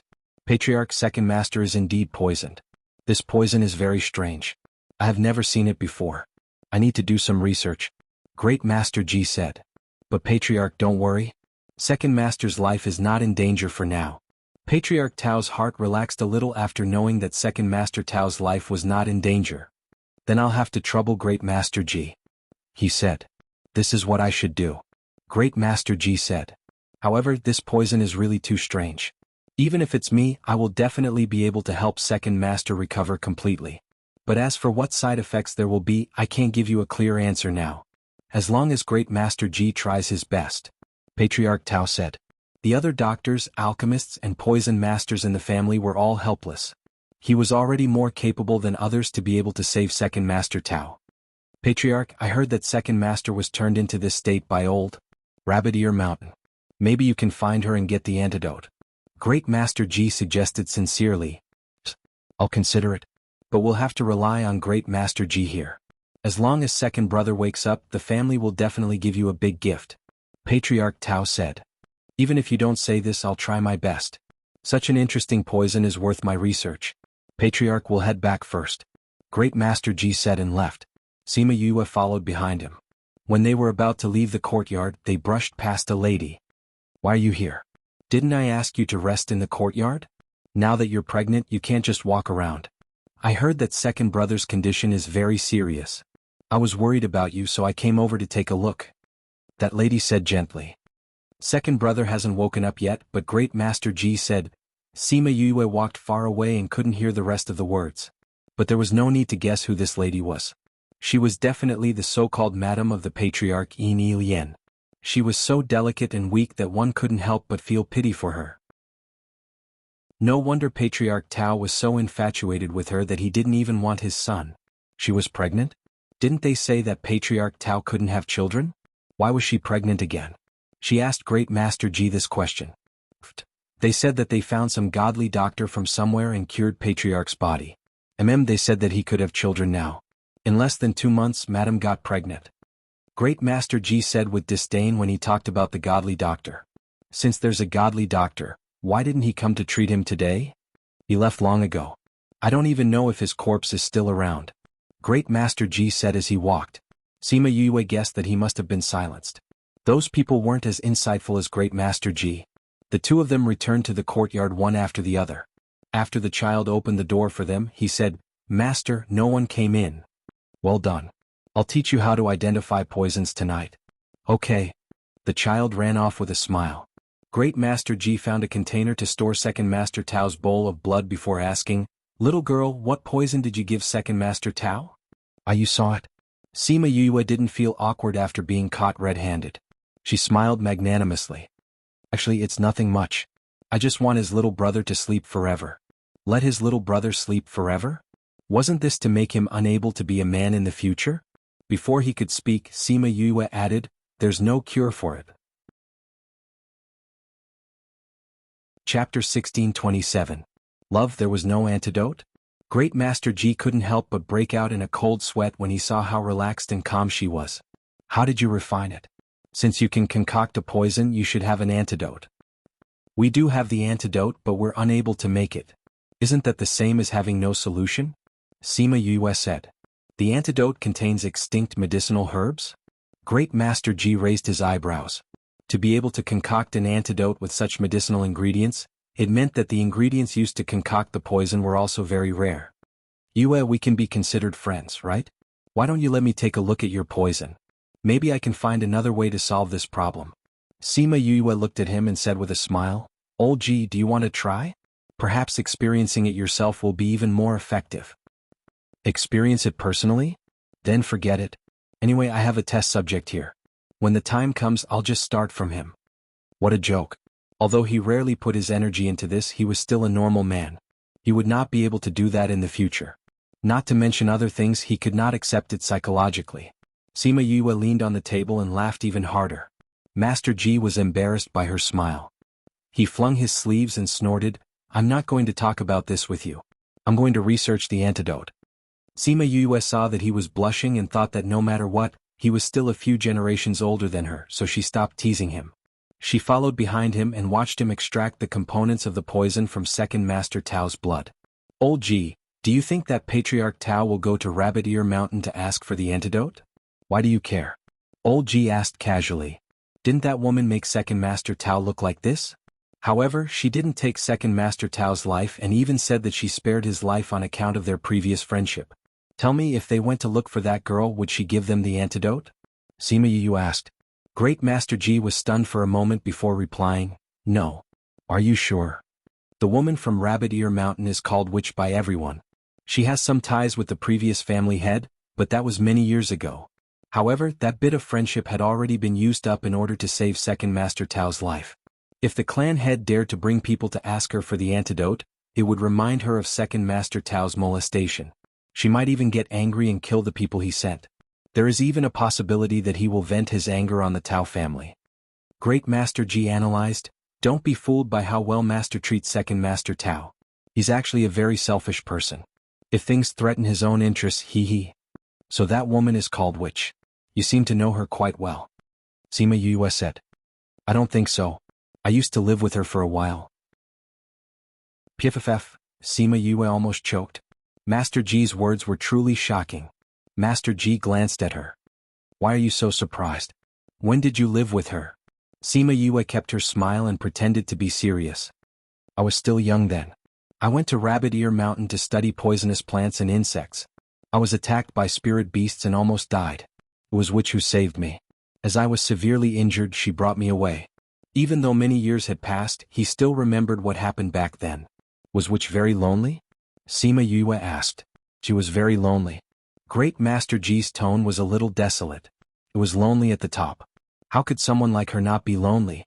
Sima Yue recalled the time she interacted with Witch. She did not have the spirit of wholeheartedly pursuing Tao like others. Instead, she seemed to be indifferent to everything. Now that she thought about it, that should be loneliness. Since she felt lonely, why didn't she leave Rabbit Ear Mountain? Great Master Ji shook his head. "I don't know either. Maybe she was waiting for something." Sima Yue rolled her eyes and said to Great Master Ji, "Old Ji, I'll go check on young master. Take your time to study." Without waiting for his reply, she turned around and left. She returned to her own house and set up a barrier before calling Little Lucky out. "Little Lucky, do you miss Witch?" Sima Yue asked. "Which? The lady who took you away from Rabbit Ear Mountain." Sima Yue explained. "You mean Big Sister? I miss her." Little Lucky nodded. "Are we going to look for her?" "I still have things to do. I can't look for her," Sima Yue said. "However, I heard from Old Ji that she was very lonely living alone in the mountain. Sigh, but she didn't seem to be willing to leave. Big Sister said that she had agreed to meet someone there. In the end, that person didn't come and died. That's why she stood guard there alone," said Little Lucky. "So that's the case. She's a true woman," Sima Yue said with some emotion. That's right. Little Lucky agreed. "Since she suffered so much on the mountain, why don't we let her come down the mountain and stay with us?" Sima Yue asked. "Since she's already dead, she can't be trapped in the past forever. Life should be looking forward. Let Big Sister stay with us." Little Lucky's eyes lit up. "If she stays with us, she won't be so lonely." "That's right. Even if she doesn't stay with us, she can go to other places. She won't be so lonely if she interacts more with people," Sima Yue said. You're right. I was wondering why I felt that Big Sister's aura wasn't right. So it's because no one interacts with her," Little Lucky said. "Isn't she on good terms with Helmsman Tua? Then they can be considered friends. She can go and find her friends and interact with them. Right, people should have friends." Little Lucky agreed with this point of view. "It's a pity that no one can interact with her," Sima Yue sighed. "Since she likes you, why don't you go and persuade her to go out for a walk and not stay in Rabbit Ear Mountain all the time? How about it?" "I'll go?" Little Lucky was a little moved, but he was afraid that Sima Yue was purposely sending him away. After hesitating for a while, he shook his head and rejected. Not only will you go, I'll let little Roar go with you. Sima Yue said. I'll also let those ancient spirit beasts go with you to ensure your safety. Little Roar will go too.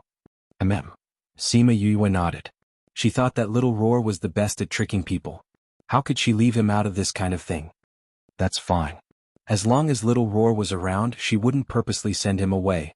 He could even bring little Roar to make Big Sister happy. Then it's settled. Sima Yue called little Roar out and instructed him, especially the high-speed little Roar. He must persuade her to leave Rabbit Ear Mountain and go out to see the world. Little Roar saw Sima Yue winking at him and understood. He patted his chest and promised to complete the mission. Chapter 1628. Love. Little Lucky left in high spirits. Before little Roar left, he sent her a message asking her why she was doing this. He knew that Yue would not be so free as to meddle in other people's business. Oh no, she didn't have balls. She was probably too bored. Sima Yue pursed her lips, but she knew that little Roar was still reliable at crucial moments, so she said to him, "It's not that I want to meddle in other people's affairs, but this which is related to the Tao family. If she wants to help the Tao family, it will be more troublesome for us to take action. If she's not here, then we don't have to worry about that." I see. Then little Lucky and I will bring her out for a walk. We'll come back when we're more or less done. Little Roar said. All right, I'll cook a feast for you when I'm done. I'll remember that. Don't deny it when you come back. After little Roar finished speaking, he cut off the connection between the two. Sima Yue could not help but laugh. This guy's personality had not changed even after so many years. Things had changed with the passage of time. To her, it was also a kind of consolation that there were still people who maintained their original intentions.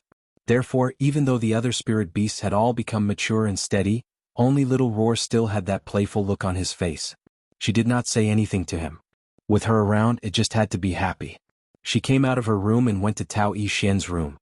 He was lying on the bed, his eyes staring straight at the ceiling. What's wrong? She went to him and took his wrist to examine him. So, in a family like this, kinship is pitifully thin. Tao Yixian came back to his senses. His previous expression had disappeared. Sima Yue could feel that he seemed to have changed from the inside out. So, you heard everything. Sima Yue retracted her hand. You're recovering well. You'll be able to get out of bed tomorrow.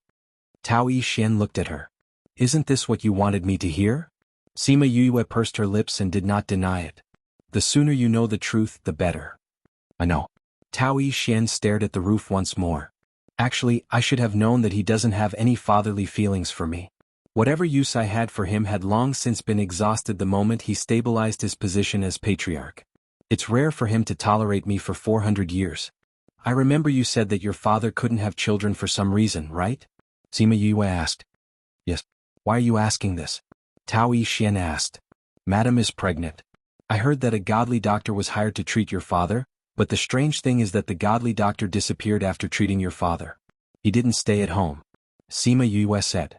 What? Tao Yixian exclaimed in a low voice. Haha, the patriarch believes it. He didn't even call him father and directly called him family head. It seemed that the last bit of affection between father and son had dissipated. Of course I do. Sima Yue said, speaking of which, I feel quite sorry for you. Sympathy? I don't need it. Tao Yixian said, in the past I couldn't see past it. Now that I've seen past it, it's nothing much. I just feel that my mother isn't worth it. She saved him, gave him her chastity, gave birth to a son for him, and in the end lost her life because of him. But in the end, we've become a thorn in someone else's side. Then what do you plan to do from now on? Sima Yue asked. Our deal is only to send you back to the position of young patriarch. It doesn't include dealing with your father. I know. Tao Yixian said, that's why I'm not asking for anything more from you. However, if I can become the patriarch, I'll be able to mobilize more resources and help you find your master and teacher. So, I just want you to ensure my safety. Tao Yixian said. Sima Yue shrugged. What's the difference? Of course. If I just want to take back the position of young patriarch, it'll be much easier. If I want to overthrow him and become the patriarch, it'll be much harder. The danger I'll face will also be much greater. In comparison, what you'll have to do is much more dangerous. Is there something you haven't told me? Sima Yue crossed her arms and stared into his eyes. You're very confident, so there's something you haven't told me. Hee hee, you've even found out. Tao Yixian said, Many years ago I've already sensed the danger, so I've been collecting information. As long as I make this public, then his position as the patriarch won't be stable. Even if you overthrow him, there are many others who can take over that position. Do you think you'll have a chance of winning? Sima Yue said. I have my own plans. Tao Yixian said, originally I wanted to drag them down with me after my death. I never thought that there would be a day where I could use them. As expected, I can't underestimate you. Sima Yue looked at him deeply. If it wasn't for your foster father's betrayal, you wouldn't have ended up like that, right? From a child who had a hard time surviving to someone who had silently obtained decisive evidence, it turned out that she had always underestimated him. Tao Yixian looked back at her. Don't worry, I won't do anything to you. I don't care if you do anything to me or not. Sima Yue said, anyway, I won't be staying in this place for long, so there's no conflict of interest between us. If you really want to do anything to me. She didn't finish her sentence. She glanced at him before turning around to leave. So you're saying that we've reached a deal? Sima Yue had just walked to the door when she heard the voice behind her. She waved her hand and strode out. Tao Yixian smiled. Her meaning was clear. He knew her background, so would he dare to touch her? Whether he dared or not, whether he knew or not, whether he was willing or not, there was a huge difference. The next day Tao Yixian got out of bed. After his strength and body recovered, he wanted to leave but was stopped by Sima Yue and Great Master Ji. With your current appearance, you'll be discovered if you walk out 3 meters. In less than 10 minutes you'll be caught. Great Master Ji didn't hesitate to poke at his sore spot. Tao Yixian stood where he was, clenching and relaxing his fists. After a few deep breaths he finally calmed himself down. It's not impossible for you to go find your foster father. Sima Yue said, but what will happen after you find him? It's broad daylight right now. Will you still be able to confront him directly? But I won't be satisfied if I don't see him. Tao Yixian said. What's wrong with that? Just meet him. But first you have to know how to disguise yourself like me. Sima Yue looked him up and down. I don't think you'll be able to do that. Tao Yixian had been curious about her disguise before. It was definitely impossible for him to change so thoroughly. Then we can only use the second method. What method? Great Master Ji asked. Tie him up and bring him here. I think this won't be a problem for old Ji at all, right? Great Master Ji. Chapter 1629. Love. Although he was speechless, Great Master Ji still managed to get her back that night under the temptation of a lost poison recipe. Sima Yue did not care how he brought her back. She looked at the person lying on the ground. Her looks were barely satisfactory. Tao Yixian clenched his fists when he saw him. Old Ji, wake him up. Sima Yue said.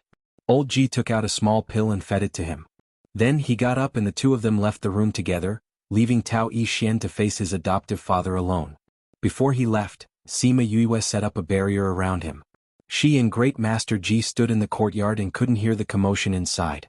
She didn't know if he was angry or sad. How do you think this brat will deal with his adoptive father? Great Master Ji felt that he was more interested in things other than poison when he was with her. I don't think they'll let him go so easily. Sima Yue said, as for how we're going to deal with him, it depends on whether he still remembers our friendship over the years.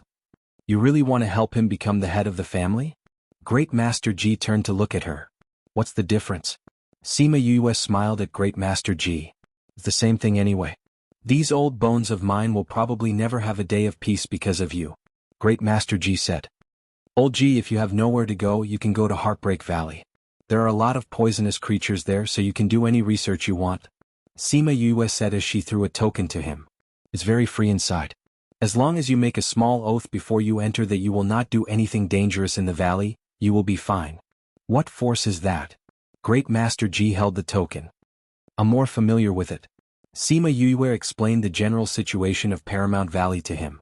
She told him that if he wanted to go, he could ask Shimin Feng to arrange a place for him that he liked. When Great Master Ji heard that there was such a good place, he was rather moved. However, he was used to the life of the Tao family. If it wasn't for the fact that he couldn't continue living, he didn't plan on moving for a while. I'll keep this for now. Who knows, it might come in handy one day. Great Master Ji chuckled as he kept the token. What do you plan to do next? What do you need from me? You don't have to do anything. You still have to live in the Tao family in the future, so you don't have to get involved in this matter anymore. Great Master Ji was stunned. He was not allowed to participate at this time? This matter will definitely cause unrest in the Tao family. If you participate too much, it won't be easy for you to have a foothold in the Tao family. You don't belong to any side. If you don't participate in this kind of thing, no one will say anything to you in the future, Sima Yue said. Great Master Ji's heart throbbed a little. He opened his mouth, but his throat felt a little congested. All right, let's not bother about him. Let's go back to our own business, Sima Yue said and went back to her room. Great Master Ji looked at her back and laughed silently. It wasn't the usual sneer or feminine smile, but a kind of joy that came from the bottom of his heart. Children nowadays. He sighed. Forget it, this old man will also go and study that prescription. Sima Yue didn't know what Tao Yixin had said to his foster father. She only knew that he had come to ask her for a bottle of corpse-dissolving water. When he left he said, I gave him a quick death. In the end he didn't let his hatred destroy his conscience. There were only 3 days left until the Tao family's great assembly. Sima Yue took Tao Yixin away in the middle of the night. She couldn't help him with what he was about to do, nor did she want to interfere. The only thing she had to do now was find the Tao family's old ancestor on the day of the Great Assembly and guarantee that he wouldn't die on that day. 3 days passed in the blink of an eye. On the morning of the Tao family's Great Assembly, she had just come out when she saw Great Master Ji standing in the corridor. Old Ji, thank you for taking care of me these past few days. Sima Yue handed him a pill and said with a smile, mine is much gentler than yours. I didn't feel anything during the detoxification process. This old man did it on purpose. Great Master Ji took the antidote and swallowed it. The stagnant feeling in his body slowly dissipated. Be careful. I will. Sima Yue said, Old Ji, if you come up with anything good in the future, you must share it with this junior. You too. Old Ji, you sure have confidence in me. Sima Yue walked out of the courtyard. As she walked, she instructed 1,000 resonance to transform and return to his original appearance. She turned around and the sun shone on her body. Old Ji, you must take a good look at my appearance. You can't go to Paramount Valley without knowing what I look like. I'm leaving. Goodbye. Great Master Ji knew that Sima Yue had never revealed her true appearance here, but he was still shocked by her sudden transformation. He only regained his senses when she returned to her original appearance and left the courtyard. Master, how did Big Sister Yue do it? The little child's eyes were filled with worship and his eyes were wide open. You can ask her yourself when you grow up. Great Master Ji slapped the child's hands off his legs and went to the research room. These few days were just a small interlude in his life. Now his life was about to return to normal. However, it suddenly felt a little cold and cheerless. After Sima Yue left Great Master Ji's courtyard, she turned left and right, avoiding the guards as she headed north. When she came out of their courtyard, she came into contact with 1,000 resonance and returned to her original appearance. She even changed into the servant girl's clothes. She hadn't been idle these few days and had been investigating the Tao family's situation. With the map from Helmsman Tua and the contribution of the Scarlet Bees these days, she had a clear grasp of where the roads were, when the guards would patrol and so on. She avoided the guards and didn't meet anyone from the courtyard to the back mountain. When she reached the foot of the mountain, she wasn't in a hurry to go up the mountain. Instead, she looked in the direction of the Tao family's courtyard. That place had been filled with earth-shattering noises before, but it had quieted down now. Tao Yixin should have appeared with his men. Looks like I have to hurry. She muttered to herself as she turned and walked up the mountain. Stop. 2 guards stood in the middle of the road, blocking her way. Sima Yue looked at their strength and the 2 elders from the Egret clan appeared behind her. Since they're here, I'll leave them to you. She ordered the 2 elders. Young miss, please continue forward. The elder said as he began to fight with the 2 guards. Sima Yue continued forward. Before she reached the top of the mountain, a few more people flew out. Sima Yue called out the elders from her spirit pagoda and continued forward. Who are you? Sima Yue raised her head and looked at the person on the giant rock in front of her, saying, I'm asking a passerby. Chapter 1630. Yes. That man frowned slightly. Ask a passerby? Ask where the road was? No matter who you are, this is the place where the old ancestor is in seclusion. Quickly leave. He shouted. So easy to talk to. Sima Yue smiled. If it weren't for the fact that you were afraid that the commotion I caused would bring the old ancestor out, would you be so easy to talk to? What do you mean? What I mean is what I mean. You don't have to persuade me to leave. I came here today to see the old ancestor. Do it. She was too lazy to talk nonsense and called out all the beasts in her spirit pagoda. At this time a group of people flew down from the mountain. Sima Yue didn't think that they would actually have so many people lying in ambush here. It seemed like they were really preventing people from getting close to the old ancestor and informing him. It was no wonder that Tao Yixian's people had all died here. With this array they wouldn't be able to get through without some strength. However, the other party had so many people, so she wasn't anxious. Instead, she called Sima Lu Xian and the others out. She was the weakest and was surrounded in the middle by them. They didn't let her make a move, and this made her feel helpless. Such a big commotion, and the old ancestor didn't even hear it? Why didn't he have any reaction? The commotion here was deliberately concealed by people with intentions, and it didn't spread to the square. And over there they didn't have the time to care about these things. Because when the younger generation of the clan was competing, the young master who betrayed the clan and went missing returned. Not only did he return, he even brought out evidence to prove his innocence. He even brought out all the evidence he had. One of them was that the madam of the clan had colluded with outsiders and plotted to take over the Tao family's business. She even said that many people with important positions were involved. Today's meeting was to test the younger generation of the clan and also to display the clan's power in front of the people below. Tao Yixian appeared in front of everyone and even brought evidence. It was obviously impossible to kill him like this. Both sides were in a deadlock. Sima Yue looked at the sky. They had wasted too much time here. She looked at the mountain top and her body slowly disappeared from the sky. No one on the battlefield noticed. When she came out again she was on the other side of the mountain. She looked at the barrier in front of her. No wonder the old ancestor couldn't hear such a big commotion. It turned out that there was a barrier. If Little Roar was here, it would be easy for her to call him out and fuse with him. But now that Little Roar was not here, this method was useless. Thinking briefly, she focused her spirit energy to attack the barrier. The great ancestor, who was in seclusion in the stone chamber, naturally felt that his boundary had been attacked. His face darkened and there was some anger in his eyes. I wonder which junior is so impudent. Tao family, old ancestor heard that you aren't in seclusion. You should be able to hear what I'm saying, right? If you still don't come out, Tao Yixian is going to die. The Tao family's patriarch, who was originally as steady as a rock, immediately stood up.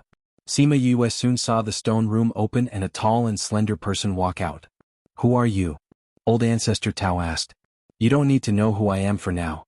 I was only asked by Tao Yixian to come here and meet you. Sima Yue stretched out her hand and pointed at the battlefield on the other side of the mountain, saying, In order to meet you, I spent a lot of effort. My men can't hold on much longer. The Tao family's patriarch's face darkened. He retracted his boundary and appeared in the air in a flash. He shouted at the people on the other side, Stop! When the Tao family members saw the patriarch of the Tao family, they could not help but shiver. They could not help but stop. As for the others, when they saw that Sima Yue, who was beside him, did not say anything, they stopped as well. When the Tao family's patriarch saw this situation, how could he not understand? He was so angry that his aura was released. You all have guts. Sima Yue felt his powerful aura and retreated to the side, reminding him, These people are all small fries. It's not too late to take care of them later. However, if you don't get there in time, Tao Yixian might lose his life. What he said was not wrong. This was because their family had heard the fighting in the plaza. He flung his long sleeves and the Tao family members were frozen in place. Sima Yue was dumbstruck by this. Too amazing. The Tao family's patriarch ignored her shocked expression and flew directly towards the plaza. Yue, let's go too. Han Miao Shuang came over and said, Where are we going? Sima Yue was studying how the Tao family's patriarch had trapped them and asked instinctively. We're going to take a look at the situation on Tao Yixian's side. Han Miao Shuang said, Didn't you say you wanted to ensure his safety? Aren't we going to take a look? Oh, his patriarch is already there. What danger can there be? We've already done the most dangerous thing. Sima Yue said. He had evidence in his hands and the patriarch was there as well. As long as his evidence was solid enough, there would not be any changes to today's situation. Compared to that side, she was more interested in this.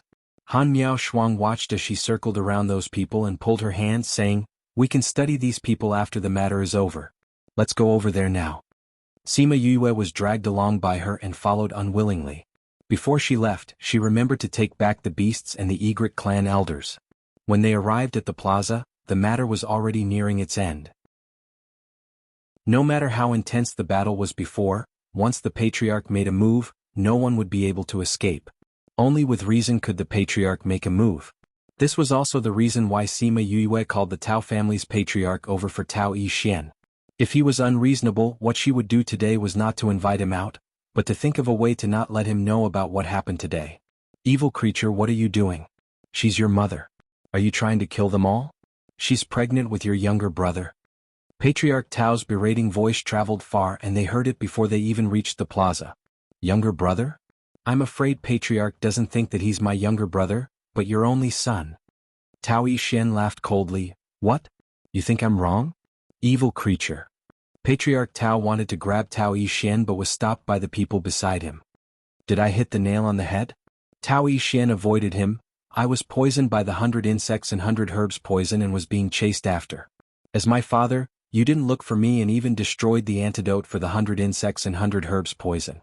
Oh, that's not right. I can't say that you didn't look for me. You sent people to the Tang family and I was chased all the way to Rabbit Ear Mountain by the Tang family. So, you could be considered to have looked for me. Hiss. When everyone heard this they couldn't help but gasp. A father chased after his son? Was this really something a patriarch would do? What nonsense are you spouting? To be able to mobilize your people and use your token to get the poison from Great Master Ji, who else could it be other than the person beside you? You're actually shielding him even though he betrayed the family. Father, is this how you explain things to the clan members? Tao Yixian's words were heartbreaking. Chapter 1631. Love. As soon as Tao Yixian's words fell, the crowd burst into cheers.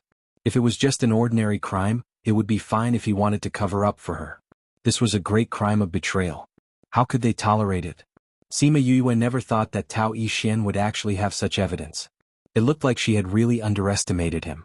No, she had been improving her opinion of him, but he kept surprising her. He was truly a scheming man. Fortunately, I won't have much interaction with him, she muttered softly. We were all fooled by him. We thought he was a cute little Shota. We didn't expect him to be a piece of smoked bacon. Han Miao Shuang echoed from the side. This kind of person is very good at pretending to be a pig to eat a tiger. However, once he reaches the point where he has to hide himself, he will be like a dragon emerging from the shallows. He can no longer be trapped. Jiang Junxian said. He is indeed a scheming person. What if he doesn't fulfill the agreement when he becomes the head of the family? Su Xiaoxiao was a little worried. He won't, Sima Yue said confidently. Little junior sister, let me tell you, don't be deceived by a man's appearance. Han Miao Shuang hooked her neck. Look at those who are more handsome, the more evil they are. Really? The first time I saw eldest senior brother, I thought he was so handsome. Sima Yue smiled and glanced at Jiang Junxian. The latter was staring at Han Miao Shuang with narrowed eyes. Han Miao Shuang stretched out her hands and directly covered his eyes, humping, Am I not telling the truth? Do you want me to say that the more handsome a man is, the more reliable he is? If I believed that, would I still follow you? Wouldn't we have to run every time we see them? Jiang Junxian grabbed her hand, then stared at her and said sternly, You dare? So am I right? Han Miao Shuang raised her chin proudly. Yes, you're right except for me. Everyone, it was Sima Yue's first time seeing Jiang Junxian like this. Sure enough, people's IQ would drop when they were in love. When we find master we will get married. Jiang Junxian said. When did I agree to marry you? Han Miao Shuang wanted to withdraw her hand, but he held it tightly and she couldn't. Even if you don't agree you still have to agree. Jiang Junxian's attitude was unyielding. I don't want to. Han Miao Shuang snorted. Sima Yu shook her head as she listened from the side. Who would propose like this? Eldest senior brother is not enlightened in this aspect. I say if you two want to flirt, can you choose another time and place? She couldn't help but remind them. If this continued they would be discovered. Only then did Han Miao Shuang remember that it wasn't just the two of them, her face flushed red. It's all your fault. She glared at Jiang Junxian. Senior sister, there's a good show to watch. Here comes the main event. Sima Yue pulled her sleeve. When Han Miao Shuang heard that there was a good show to watch, it immediately attracted her attention and ignored Jiang Junxian. In the public square, Patriarch Tao stood in front of the patriarch's wife. Because of this, the old ancestor was enraged and removed him from his position, announcing in front of everyone that Tao Yixian would take over. Sima Yue and the others thought that many people would jump out to protest, but for some reason those old fellows actually agreed. It seemed like they were either threatened by Tao Yishan or recruited by him. As for the other younger ones, although they had objections, the old ancestor and the elders didn't say anything, so how would they dare to stand out? Father. Tao Yishan took 2 steps forward. Mother betrayed the clan and colluded with others, harming the clan's interests. Today we must take her down. You dare? Patriarch Tao shouted. You unfilial son, if you dare to touch a single hair on her head, you'll have to step over my dead body first. Father, she's wronged you. She's not worth your protection. Tao Yishan's face was filled with pain and hatred. No matter what, she's still my wife. Although Patriarch Tao knew that her sins were unforgivable, he still couldn't bear to abandon her. Father, do you really think that she still treats you the same as before? She doesn't even have you in her heart right now. Tao Yishan cried out. What nonsense are you spouting? I only have old master in my heart. The patriarch's wife knew that only by following her husband would they have a way out, so she grabbed his arm tightly and refused to let go. Don't you feel like you're slapping yourself in the face when you say those words? Tao Yishan said, it looks like you won't shed tears until you see the coffin. Bring him in. Go. Let's go. 2 guards brought a man to the plaza. The man lost his balance and fell flat on his face. Seeing the man, Patriarch Tao's face was filled with confusion while his wife was shocked. Why did you bring the godly doctor here? Patriarch Tao asked. Father, do you still remember this godly doctor? Tao Yishan didn't answer but asked instead. Of course I do. He was the one who had cured his body, so how could he not remember? If it wasn't for him, how could his wife have gotten pregnant again? A few months ago, someone saw him being chased by a group of people and saved him. However, they heard something shocking. Tao Yishan said as he looked at him meaningfully. What is it? This matter can't come out of my mouth. Tao Yishan said, it's best if you let the godly doctor say it himself. Tell me, what is it? Patriarch Tao, save me? The godly doctor suddenly cried out. Save you? Who wants your life? Patriarch Tao vaguely sensed something, but he wasn't willing to believe it. It's the patriarch's wife. She sent people to kill me to silence me. The godly doctor cried, I didn't cure your internal injuries at all. She was the one who told me to say that I had already cured you. She was the one who found me and gave me many benefits. That's why I went against my conscience and lied to you. Because I didn't cure you at all, I didn't dare to stay in the Tao family. I didn't think that after leaving the Tao family, I would encounter assassination attempts and almost die a few times. Patriarch Tao was clearly shocked by the godly doctor's words as his expression changed again and again. Godly doctor, you must be mistaken, right? My wife is obviously pregnant. Why didn't you treat my injury? It's true. That wife had long been pregnant with someone else. She just kept you in the dark. The godly doctor said, if you don't believe me, I can swear that everything I said was true. If I really cured you, then I'll go to the infernal hell. After the oath, he was still standing there perfectly fine, which meant that everything he said was true.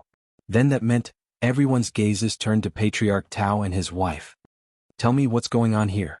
Patriarch Tao's eyes were bloodshot from the series of blows and he looked very frightening. Old master. The patriarch's wife was frightened by his appearance and she subconsciously took 2 steps back. I don't need you to say anything. Swear as well. If the child in your stomach isn't mine, then you'll go to the infernal hell. Patriarch Tao said through gritted teeth. Chapter 1632. Love, swear an oath? Did she dare? The answer was obvious. He didn't dare. Master, swear. Say that the child in your stomach is mine. Say that you didn't do anything to let me down. Patriarch Tao roared. I can't. Madam Patriarch shook her head and stepped back. How could the crowd not understand her behavior? The family head's wife had really made the family head a cuckold. Who is the adulterer? I can't say. Madam Patriarch lost her balance, her body leaned back, her center of gravity unstable, and directly fell to the ground. You can't say? Do you want me to guess? Family head Tao's expression became ferocious. He stepped forward, grabbed her neck and lifted her up. Let go. The madam tried to pry his hand away with both hands, but she couldn't move it at all. I treated you wholeheartedly and neglected my son for hundreds of years. As soon as you said you didn't want to see him, I sent him to the most dangerous place to gain experience and forbade him from taking a single step into our courtyard. You sent someone to kill him with poison. Knowing that he didn't die, I even went to get the antidote for you and destroyed the evidence. You betrayed the clan, and I was willing to give up my position as the patriarch to protect you, but you made me a cuckold. Tell me, how should I deal with you? No, don't. I was wrong. Cough cough. Wrong? Do you think you're worthy of me just because you're wrong? We've been childhood sweethearts for so long. How could I not satisfy you? Why would I want you to go out and flirt with other women? Shameless b****. Sima Yue laughed when she heard Tao Yixuan's father's words. I've seen shameless people before, but I've never seen someone as shameless as you.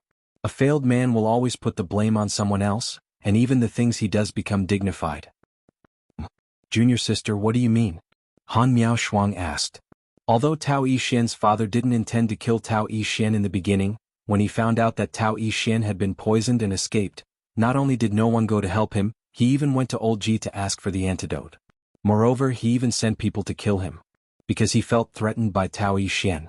But now he made it sound so nice. What woman? That was just an excuse. It seems like he doesn't like his wife that much, Sima Yue said sarcastically. This kind of man should be dragged to hell together. Han Miao Shuang said hatefully. Indeed. There's nothing interesting after this. If you guys want to stay here, go ahead. I'm going back to look for an inn. Sima Yue was not interested in what happened after this. She turned around and left. Sima Lu Xian and the others weren't interested in this matter, they just accompanied her to watch it. Now that she was leaving, they naturally had to leave as well. Han Miao Shuang saw that everyone had left. The exciting part of the show in the square was over, and there was nothing more to see, so she left as well. However, Sima Yue said that this was the Tao family after all, so she couldn't be too ostentatious. After keeping them in the spirit pagoda, she went out and found a place where no one was around to let them out. Because of the Tao family assembly, there were more people in the city, so it wasn't that easy to find an inn. It was a good thing that Sima Yue had booked a room at the inn where Guinda and the others were staying. When Guinda and the others came back, it was almost night time. When they saw the people sitting in the living room, they were stunned for a moment. Yue, you're back. He walked over and greeted them with a smile. Yes. Uncle Guo, why did you come back so late? Sima Yue stood up and asked them to sit down. Isn't it because of those things? Guinda sighed as he spoke. I really didn't expect that things would turn out like this after so many twists and turns. Uncle Guo, I heard that the other families went back rather early. Why did you guys come back so late? Han Miao Shuang asked. They left early. We were left behind by the patriarch, the young master. Guinda replied. His voice was light and cheerful. It seemed like it was a good thing that Tao Yixuan had left them behind. Sima Yue wasn't surprised.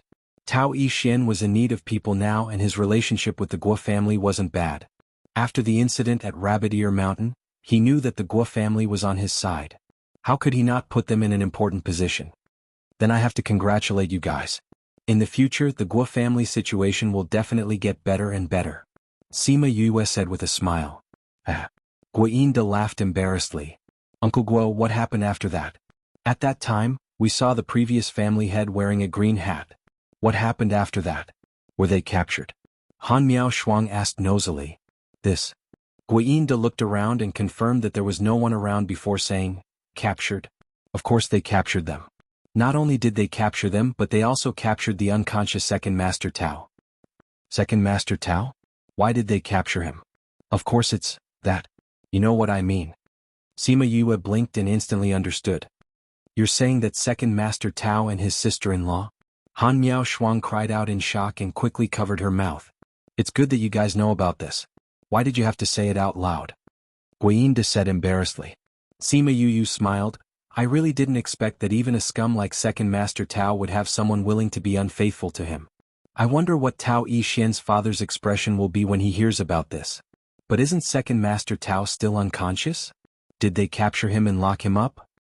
Not really. They directly told Great Master Ji not to detoxify him. They let him sleep for the rest of his life. Then when Tao Yixuan became the patriarch, those people didn't object. With the old ancestor around, who would dare to say anything? Guinda thought about the old ancestor's power and his eyes filled with admiration. Even so, it's not that easy to completely control the family. I don't know when he'll be able to fulfill his promise. Han Miao Shuang said. Sima Yue didn't know how to guess. When would Tao Yixuan be able to control the Tao family? When would he have the ability to do this? With the old ancestor around, it shouldn't take long. Also, he was so smart and scheming. If those people really wanted to fight with him, she really didn't know who would win. Let's wait. Anyway, Master's life jade is still fine. We can afford to wait for a few days, she said. They chatted for a while before everyone went back. Quite a few people from the Guo family came. Aside from the few rooms that Yue and the others took, the rest were all booked by them. Before Guinda left, he said that he was going to prepare for the Tao family's meeting later. He said that it would continue, but it was different from before. This time the family could send people to participate. As long as they had outstanding talent, they could also be nurtured by the family. Sima Yue thought that this guy really knew how to put up a front. At this time, this was the best way to help him pull people in. Chapter 1633. For the next few days, Tao Yixuan didn't come to look for Sima Yue, but he sent someone to tell her that he would be busy these few days and that he would come to see her when he was done. Sima Yue didn't care about this, saying that she would wait and didn't pay attention to it. Han Miao Shuang and the others went out for a walk these few days, pulling Jiang Junxian and Su Xiaoxiao along, not seeing them for the entire day. They originally wanted to pull Sima Yue along, but she wasn't interested and stayed in her room. After waiting for a few days, Tao Yixuan didn't come, but old Ji did. Sima Yue only heard the waiter say that someone was looking for her. At first, she thought that it was Tao Yixuan, but when she saw that it was Great Master Ji, she was stunned. Old Ji, why are you here? Great Master Ji saw her and said excitedly, that poison, I've researched the antidote. Second Master Tao's poison? Sima Yue asked. Yes, I'll tell you all. Great Master Ji, you haven't answered my question yet. Sima Yue said. What question did you ask? Great Master Ji looked at her blankly, not expecting her to ask anything. I'm asking, how did you know that I live here? Sima Yue repeated. Oh, about that, I asked the Patriarch to look for you. He said that you were here, so I came over. Great Master Ji said. He knows that I know you. However, after being interrupted by Sima Yue, he didn't continue to tell her about the antidote. Let's go, I was just about to brew a pot of tea, it's your favorite Dahong Pao. Sima Yue invited. Really? Then I came at the right time. Go, let's go to your room. Great Master Ji was excited when he heard about Dahong Pao. He drank the Dahong Pao tea she brewed by chance and fell deeply in love with it. However, Sima Yue had only brewed it once or twice in those few days. Although she gave him some for him to brew himself, he couldn't brew it with this taste. Now that he heard that she had Dahong Pao to drink, how could he still remember that he had come to show off to her? Sima Yue brought him to her room. Great Master Ji saw that the prepared tea set was placed on the tatami mat in the room. He was just waiting for the water to boil, so he ran over happily. Sima Yue went to the other side of the short table and started boiling water. Alright, old Ji, you can tell me how you cured the poison now. What kind of herbs are used? Actually, it's nothing much. I just used. Great Master Ji listed a bunch of herbs, but his eyes were fixed on Sima Yue's hand that was picking up the tea. By the way, I might have to leave. Sima Yue was surprised. Didn't you say you were going to stay in the Tao family? However, Great Master Ji sighed and said, the Tao family has already changed. The future Tao family is no longer suitable for me. Is it because of Tao Yixuan? You can say that. He's not what he looks like. He's not simple. Sima Yue could see this as well, so she didn't try to persuade him anymore. Tao Yixuan was different from his father. He wouldn't treat someone like Great Master Ji with too much courtesy. He wouldn't provide Great Master Ji with any better conditions and would think of ways to squeeze out his value. It's good that I'm leaving. The world is big, so I can't be trapped on this island forever. I still have to go out for a walk. Great Master Ji was still very open-minded. If this place didn't want him, there would be other places for him, right? Sima Yue handed him the freshly brewed Dahong Pao. Then when do you plan to leave? Aren't you going to leave once you find him? I'll follow you. Great Master Ji said, I'll go with you. Since he liked interacting with her, he might as well go with her now. Will he agree to let you leave? Sima Yue asked. Naturally, she was referring to Tao Yixuan. What does it matter if he agrees or not? I'm not from the Tao family. If we're talking about who I owe a favor to, it's his father. I won't give him any face. Let me tell you, I've already packed my things and brought them with me. If you agree, I won't be going back today. Sima Yue was speechless as she looked at this guy who acted so quickly. If you leave just like that, what's going to happen to your little disciple? Him? I'll leave him at home. Leave him at home? That's right. I asked him today if he wanted to go out with me or stay at home. He said he wanted to stay at home, so I asked him to stay. Sima Yue finally felt that he was a little strange. When he said he wanted to stay at home, he meant he wanted to guard the house for you. He doesn't know that you don't plan to go back, right? Great Master Ji was stunned. You really didn't tell him anything. You should hurry and bring him out. Sima Yue waved her hand at him in disdain. There's no hurry. I'll go back after I finish drinking. Great Master Ji said, anyway, I'm not in a hurry. I'll leave today. Sima Yue suddenly sympathized with the little child. To have such an unreliable master, it was similar to how Old Man Devil treated Wu Lingyu. As expected, Old Man Devil left very late that day. After drinking tea, he dragged her to study poisons. When he left, the sky was already dark. Sima Yue sent him off and went to find Guinda to ask if they had any empty rooms. The entire inn was booked by the Guo family, so she had to ask for their permission if she wanted to add more people. She didn't expect that the Guo family had already filled up all the rooms. Guinda got 2 young juniors to share a room and left 1 empty room for her. The next day, Great Master Ji brought the little child over. Seeing that it was just a small room, he didn't mind. On the other hand, the little child frowned in disgust. How can I live in such a small room? He pouted. Guinda was a little embarrassed. The room was indeed small. If you think it's small, you can move out. In such a big city, you'll definitely be able to find a room that suits you. Sima Yue said. I don't want someone who doesn't know how to be grateful to stay with us. If it was someone else who tamed him, the little child would definitely be angry. However, it was her, so he could only lower his head. I didn't say that I don't want to stay, he said in a small voice. Uncle Guo and the others are willing to give their rooms to you. They don't owe you anything. If you don't know how to be grateful, then you don't deserve to be treated well. Do you understand? When she met little Tu, he wasn't much older than the little child, but he was so obedient and cute. Now that she saw the little child like this, she couldn't help but say a few more words. She remembered that the little child wasn't anyone to her. His master was still here, so she went a little overboard. She apologized to Great Master Ji. Old Ji, I'm sorry. I didn't keep my mouth shut. It's fine. The little child has always been neglected.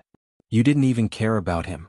Sima Yue cursed in her heart, but didn't say it out loud. Just like that, Great Master Ji stayed and no one from the Tao family came to look for him. His matter passed just like that. Chapter 1634. It wasn't until half a month after that incident that Tao Yixin finally dragged his exhausted body to the inn. Sima Yue poured him a cup of tea and said, You don't look very well. Drink some tea to wake yourself up. Tao Yixin did not stand on ceremony as he took the tea and drank it in one gulp. Then he looked at her. She smiled and poured him another cup. If you're like this, I'll think that you won't even have water to drink after becoming the head of the family. She teased. That's about right.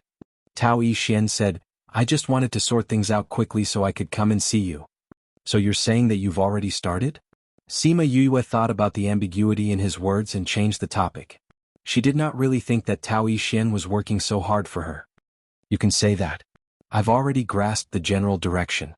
Tao Yixin said, Yue, you're going to tell me the details of the people you're looking for now, right? All right. Sima Yue took out 2 portraits and said, These are my master and teacher. They came to the Lost Lands a few decades ago. In the beginning there aren't many outsiders on this island. A few decades ago they weren't that far from here. You should be able to find them. Tao Yixin said, However, it might take some time. Let me know if there's any news. Sima Yue said. All right. However, I won't be staying in Phoenix City for long. If I leave, I think you'll have a way to find me. Sima Yue said. You're leaving? Tao Yixin said a little anxiously, Since your main goal in coming here is to find them, I'll send people to help you find them. You just have to wait here for the results. I can't wait any longer. Sima Yue said, Instead of being anxious here, why don't I go out and search? You said that they're very good at alchemy and medicine? Tao Yixin asked. Yes. What about it?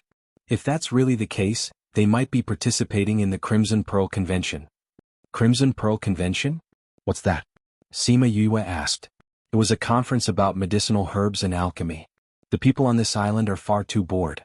They always like to find something to do and satisfy their vanity at the same time, making it seem as if the people here are more powerful than the outsiders. Tao Yixin said sarcastically. You think that my master and the others will participate in this Crimson Tree meeting? Sima Yue guessed. Since your master and the others are experts in this field, they might participate or have participated in it before.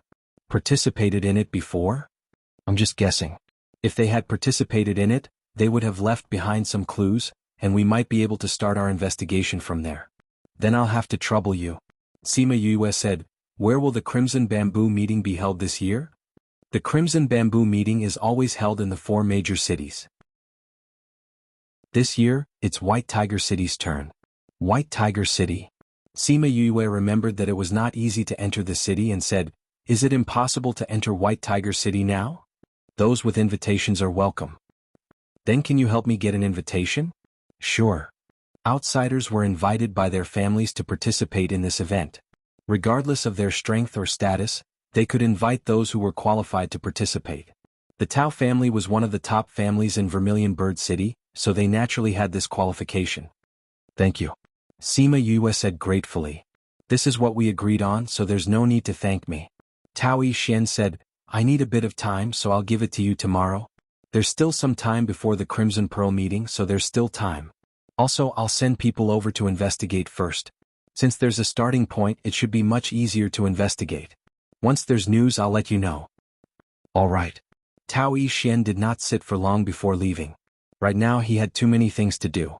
He had to quickly send people to investigate Su Jin and the others, so that he could give her news when she reached White Tiger City. The next day Tao Xian did not come, but he sent a guard to deliver an invitation.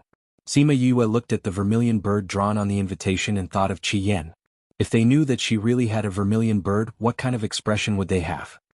Young Miss Yue, my master has instructed that if you encounter any danger and it's not convenient for you to come out, you are to release this signal flare into the air. Our people will rush over to save you. The guard took out a signal flare and handed it to Sima Yue. I understand. Sima Yue took the signal flare and said, Goodbye. Sima Yue studied the signal flare in her hand and knew that he was doing her a favor.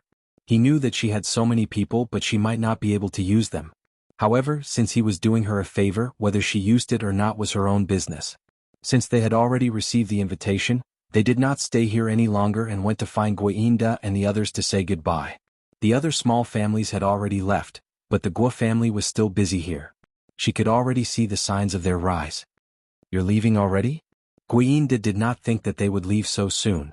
He thought that they would stay here to wait for news from Tao Xian. We're going to participate in the Crimson Pearl Convention. Sima Yue said, although there's still a bit of time, we want to go to White Tiger City to take a look. That's good too. Then be careful on your way. If you need anything, just contact us. I hope that we'll have a chance to meet again. Guinda smiled. The world is big, we'll meet again. Goodbye. Guinda and the others watched as Sima Yue and the others left. Thinking about what happened after they met her, they felt rather emotional. It's really not bad for people to live like them. Guaxian was a little envious. With power you can do whatever you want. Now you know that there's always someone better than you, right? Work hard on your cultivation. Guinda spurred. When have I ever not worked hard? However, I feel that I can't be as carefree and casual as she is. Even when she needs help from others, she can make things better for herself. It's as if no matter how difficult things are, she can easily solve them. Wait for the clan to settle down, then you should go out and take a look. This world is very big. If you stay on this island, you'll be confined. Okay. It was said that White Tiger City's teleportation array was closed. Sima Yue and the others could only leave Vermilion Bird City and call out Chongming to fly towards White Tiger City. Luckily, Vermilion Bird City was in the south of the island and White Tiger City was in the west. The distance was not very far. Even if they rode on flying beasts, it did not take long. Halfway there, Little Lucky and the ancient spirit beast came back together. Why is it only you? Where's Little Roar? He left with Big Sister and said that he'll come back later to find you. I missed you, so I came back. Sima Yue knew that Little Lucky was very clingy to her and Little Roar loved to play. She did not think much of it and continued on with him. When they arrived at White Tiger City, they saw the towering city walls. On the city walls there were carvings of white tigers. The carvings were vivid and lifelike, as if a white tiger was standing on the city walls, roaring towards the sky. Sima Yue focused on it and suddenly thought of a question that she had never thought of before. If the vermilion bird was with her, then where were the other 3 spirit beasts? Chapter 1635. Love, Azure Dragon of the East, White Tiger of the West, Vermilion Bird of the South, and black tortoise of the north. The four divine beasts used to be the guardian beasts of the continent, maintaining the balance of the world. The vermilion bird was with her, but where were the remaining azure dragon, white tiger and black tortoise? Also, why was Crimson Flame injured? When he met it, the egg was already dead. How many years had it been waiting there? Crimson Flame had never told him about this and he had never thought about it. Now that he saw the white tiger, he began to think about this problem. Crimson Flame was still hiding a lot of things from her. She decided that when she had time, she must ask Qi Yan clearly. However, she did not expect that before she could ask, someone else would come knocking on her door and drag her into another storm. Feng Zhixing and the others saw her staring blankly at the white tiger statue. They knew that she must be thinking about something, so they didn't say anything and waited for her to come back to her senses. The guards of the city weren't happy with them standing there. Hey, are you guys going into the city? You can't enter White Tiger City now, so go somewhere else. These people were obviously outsiders. Outsiders without invitations were not allowed to enter. These people had been standing here for so long, they definitely did not have invitations. Sima Yue retracted her gaze from the white tiger statue, walked to the guard and took out her invitation card. You have an invitation? The guard was a little surprised, but he still took the invitation and looked at it. Vermilion Bird City's Tao family? I've never heard of them inviting anyone. Sima Yue did not say anything. There was no need to answer such a question. As expected, after the guard confirmed the authenticity of the invitation, he returned it to her and said, "Since you are here to participate in the Crimson Pearl Convention, you may enter." Sima Yue smiled at him and thanked him. Then she led the others in. The guards of White Tiger City are pretty good. This means that the people in White Tiger City are not bad, Su Xiao said. When we went out for a stroll, we heard that the Vermilion Bird City and White Tiger City's relationship was rather hostile. We were recommended by the Vermilion Bird City, and they didn't make things difficult for us. Han Miao Shuang said. There's such a thing? Yes. Anyway, there are some powers in Vermilion Bird City that don't have good family values, so I think they might have done something annoying. We were only invited to participate in the competition. Of course, they wouldn't make things difficult for us. Sima Yue said, but this White Tiger City is really fair. Almost all the houses here were built with white stones. Occasionally they would be decorated with other colors, but they were very rare. Let's find a place to stay, Wang Yingying said. However, they wandered around for a whole day from morning to night, but they did not find a single vacant inn. In addition to outsiders, people from other places also came here, so the inns were all full. Although some inns were not full, the entire inn had been booked, so they could not stay there. Let's ask this one again. If it doesn't work, we can only sleep on the streets. Han Miao Shuang said dejectedly. Let's give it a try. There must be a way.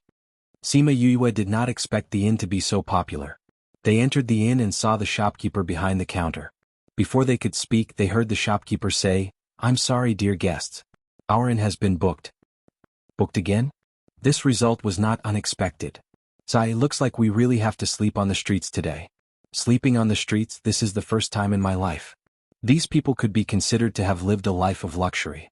Now that they were sleeping on the streets, the image did not look good. Don't you have any more rooms? A clear voice came from the side. Everyone looked up and saw a lady in a light yellow dress walking down the stairs. The shopkeeper saw the lady and bowed. Miss Shui Wu, why did you come down?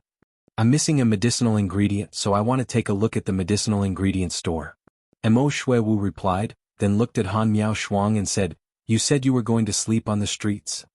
We've been looking for an inn for a whole day. If it's not full, it's booked. Han Miao Shuang shrugged helplessly. This happens every time the Crimson Pearl Convention.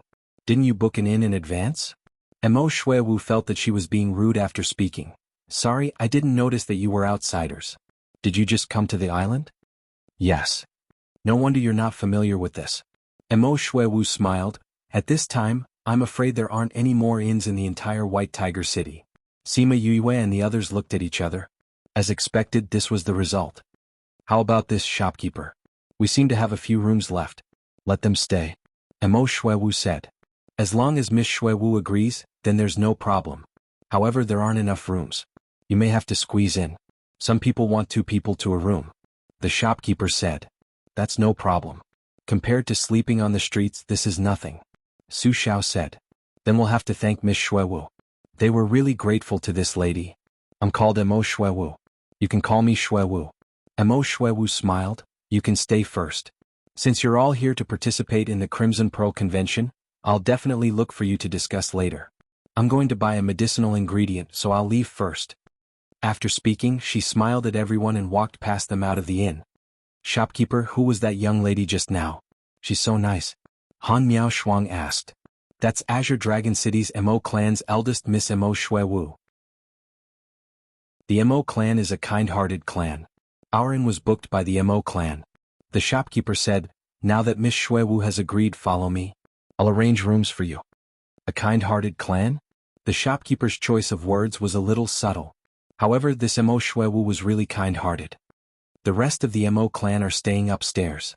Now there are only a few rooms left." The shopkeeper said, "The lighting in these rooms isn't good and they're smaller. That's why they're empty. However, they're still very clean." "As long as they're clean, everything else isn't important," Huang Yingying said. Because there weren't enough rooms in the end, Grandpa and Grandma shared a room, Master and Father shared a room, Su Xiaoxiao and Jiang Junxian shared a room, Sima Yue and Han Miao Shuang shared a room, and Great Master Ji and Little Doll shared a room. Not long after they settled in, there was a commotion outside. When they looked out of the window, they realized that the other young masters of the Mo clan had returned. The shopkeeper told them about the strangers that Mo Shui Wu had left behind. Those young masters only furrowed their brows slightly, but didn't say anything. They didn't chase them away.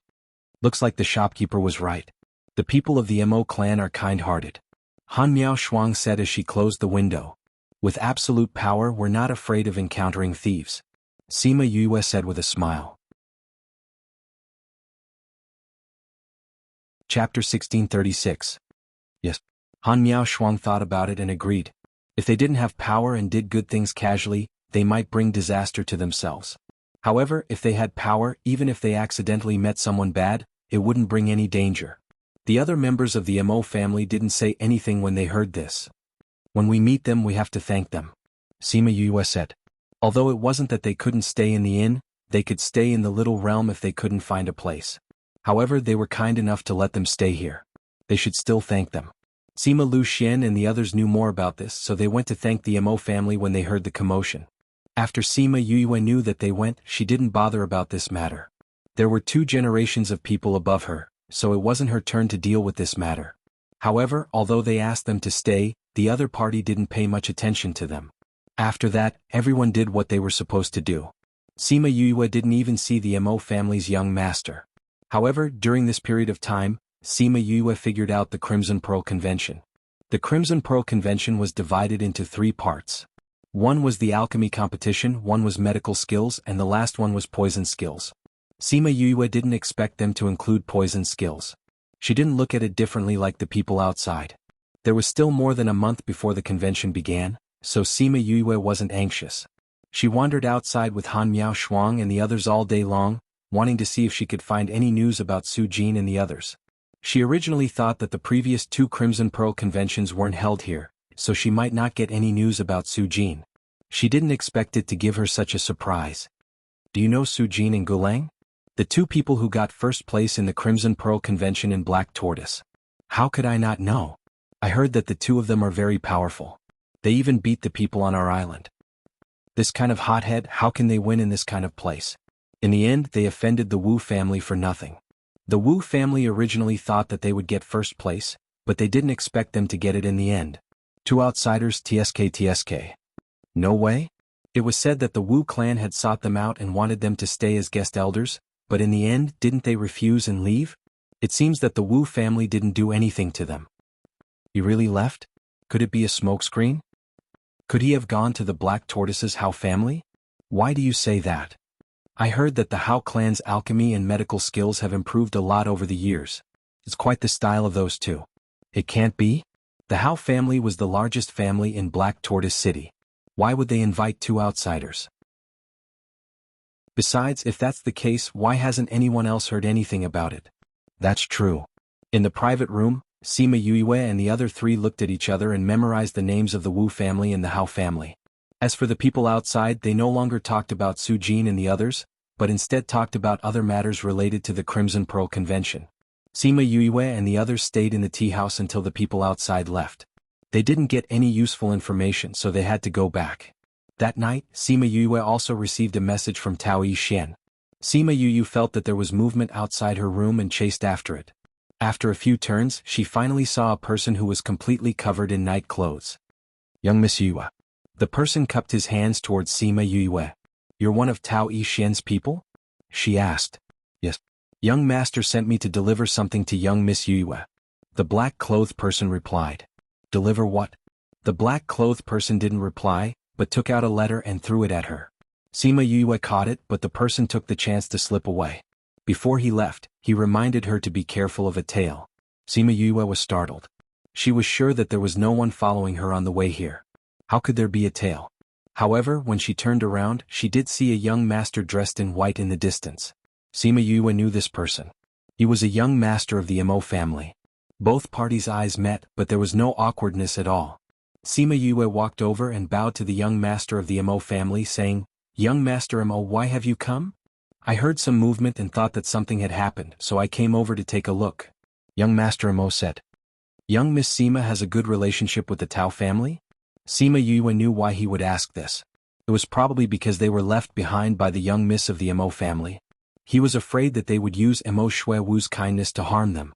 It was said that the young master of the Han family doted on her. Initially, she disdained to explain herself, but she didn't know why, but she thought of Sima Yuming and the others. They doted on her in every possible way. She threw the letter in her hand over. The letter hadn't been opened yet, so Sima Yue hadn't read it yet. Young Master Mo hesitated for a moment, but he still opened it. After he finished reading it, he handed the letter back apologetically. The letter described everything that Tao Yixian had found out about Su Jin and the others.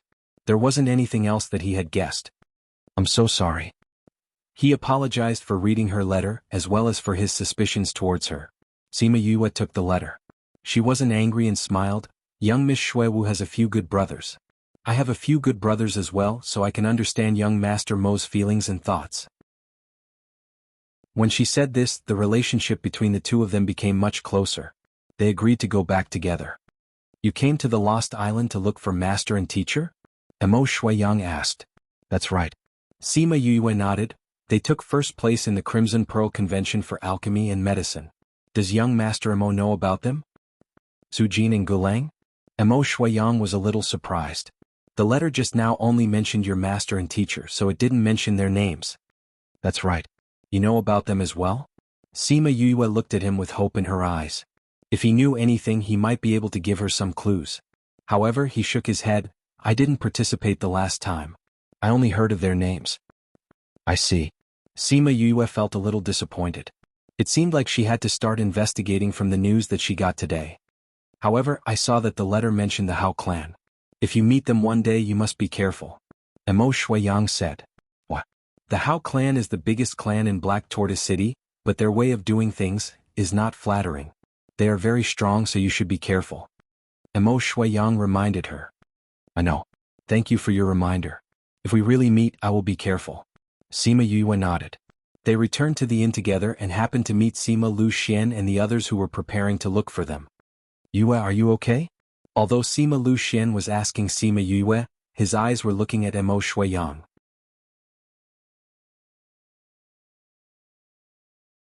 Chapter 1637. Love. If Sima Yue said that she was bullied, he would definitely teach that person a lesson. Dad, I'm fine. I just went out for a while and happened to run into young Master Mo on my way back, so we came back together, Sima Yue said. Really? Feng Zhixing also looked doubtful. Alright, what are you guys doing? Father, Master, I have something to tell you. Let's go back to our room first.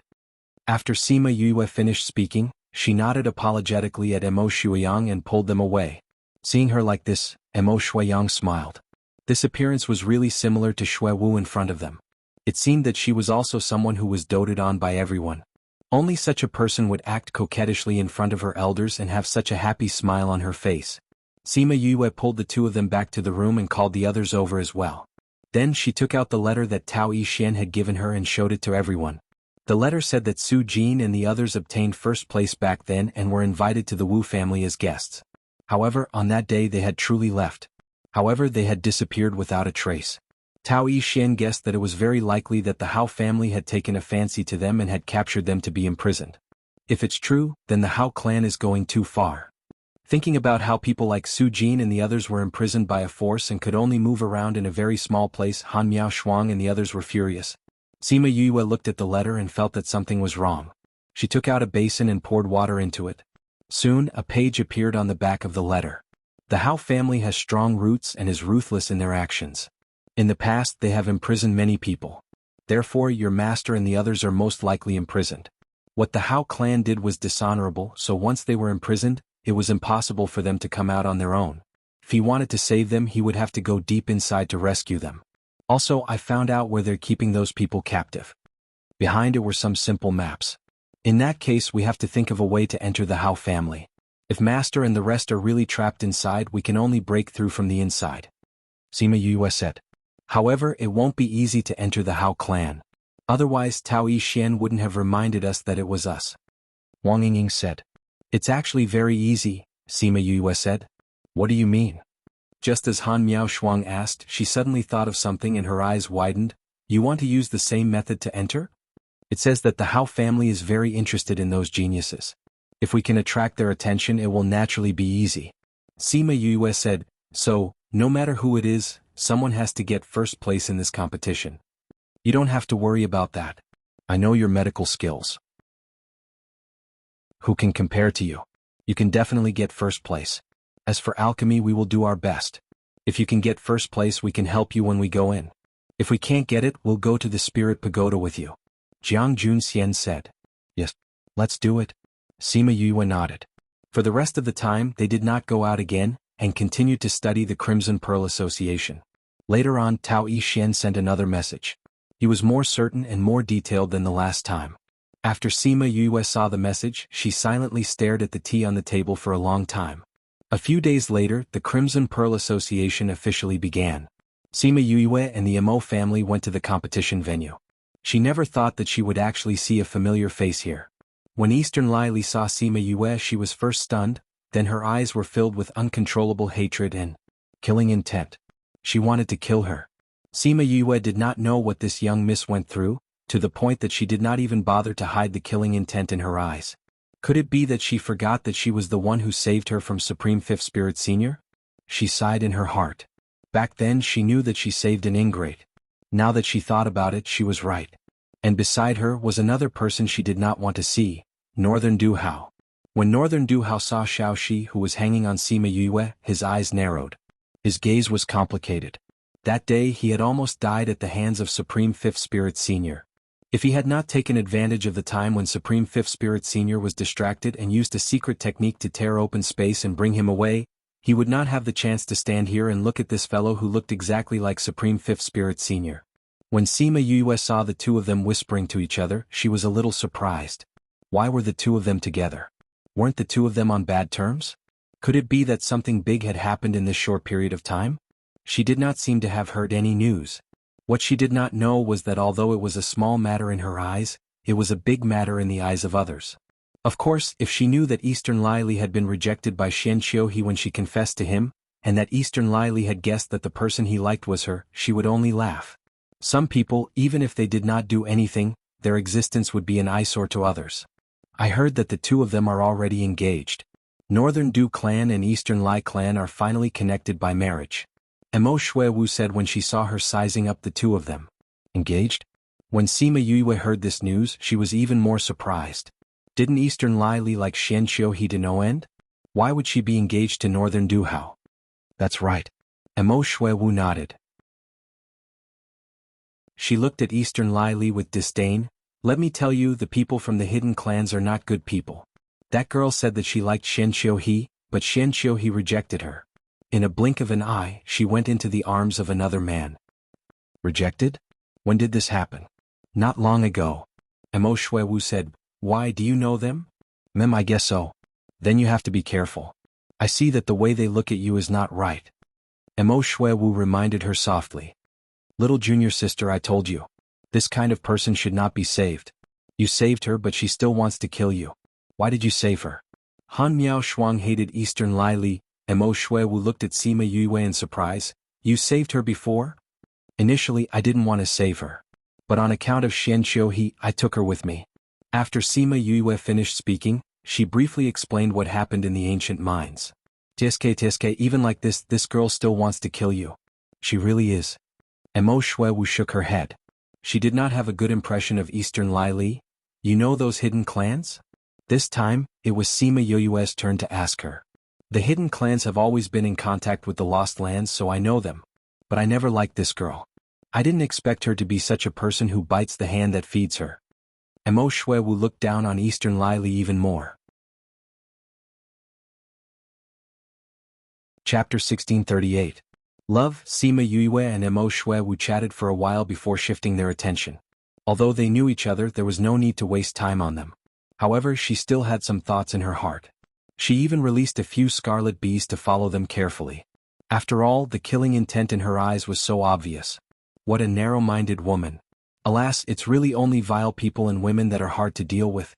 It was only when they entered the venue that Sima Yue realized that other than the Northern Du clan and the Eastern Lai clan, the other hidden clans had also come. It seemed like only the Xianqiu clan did not send anyone over. Sima Yue had mixed feelings when she thought about the Xianqiu family. She didn't know if Xianqiu he was punished by the clan. After that incident, she was afraid that the next time they met, they wouldn't be able to be as carefree as now. Sai, let's go in. The competition is about to start. Mo Shuewu urged. The three arenas were not in the same place, so Sima Yue and Jiang Junxian separated. They went to participate in the alchemy competition, and she came to participate in the medical competition. Mo Shuewu was also participating in the medical competition. The two of them entered the venue together. Yue, they'll be bringing some patients out in a while. Almost all of them have incurable diseases. When the time comes, everyone will be given 10 patients. We'll see who can finish the treatment faster or who can treat the most patients. 10 difficult and complicated diseases.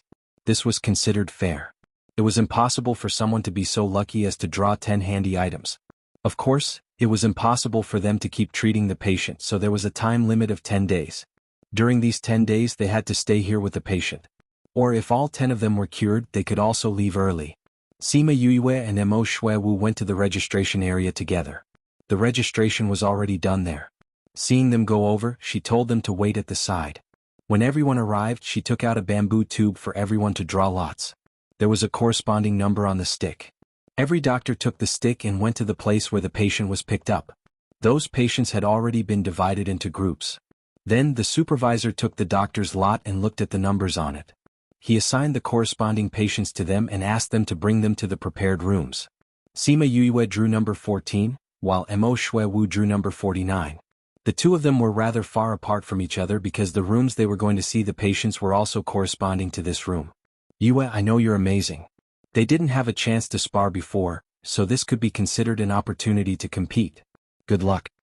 Good luck to you too. Sima Yue brought the patient with number 14 to room 14. These rooms were all temporarily set up.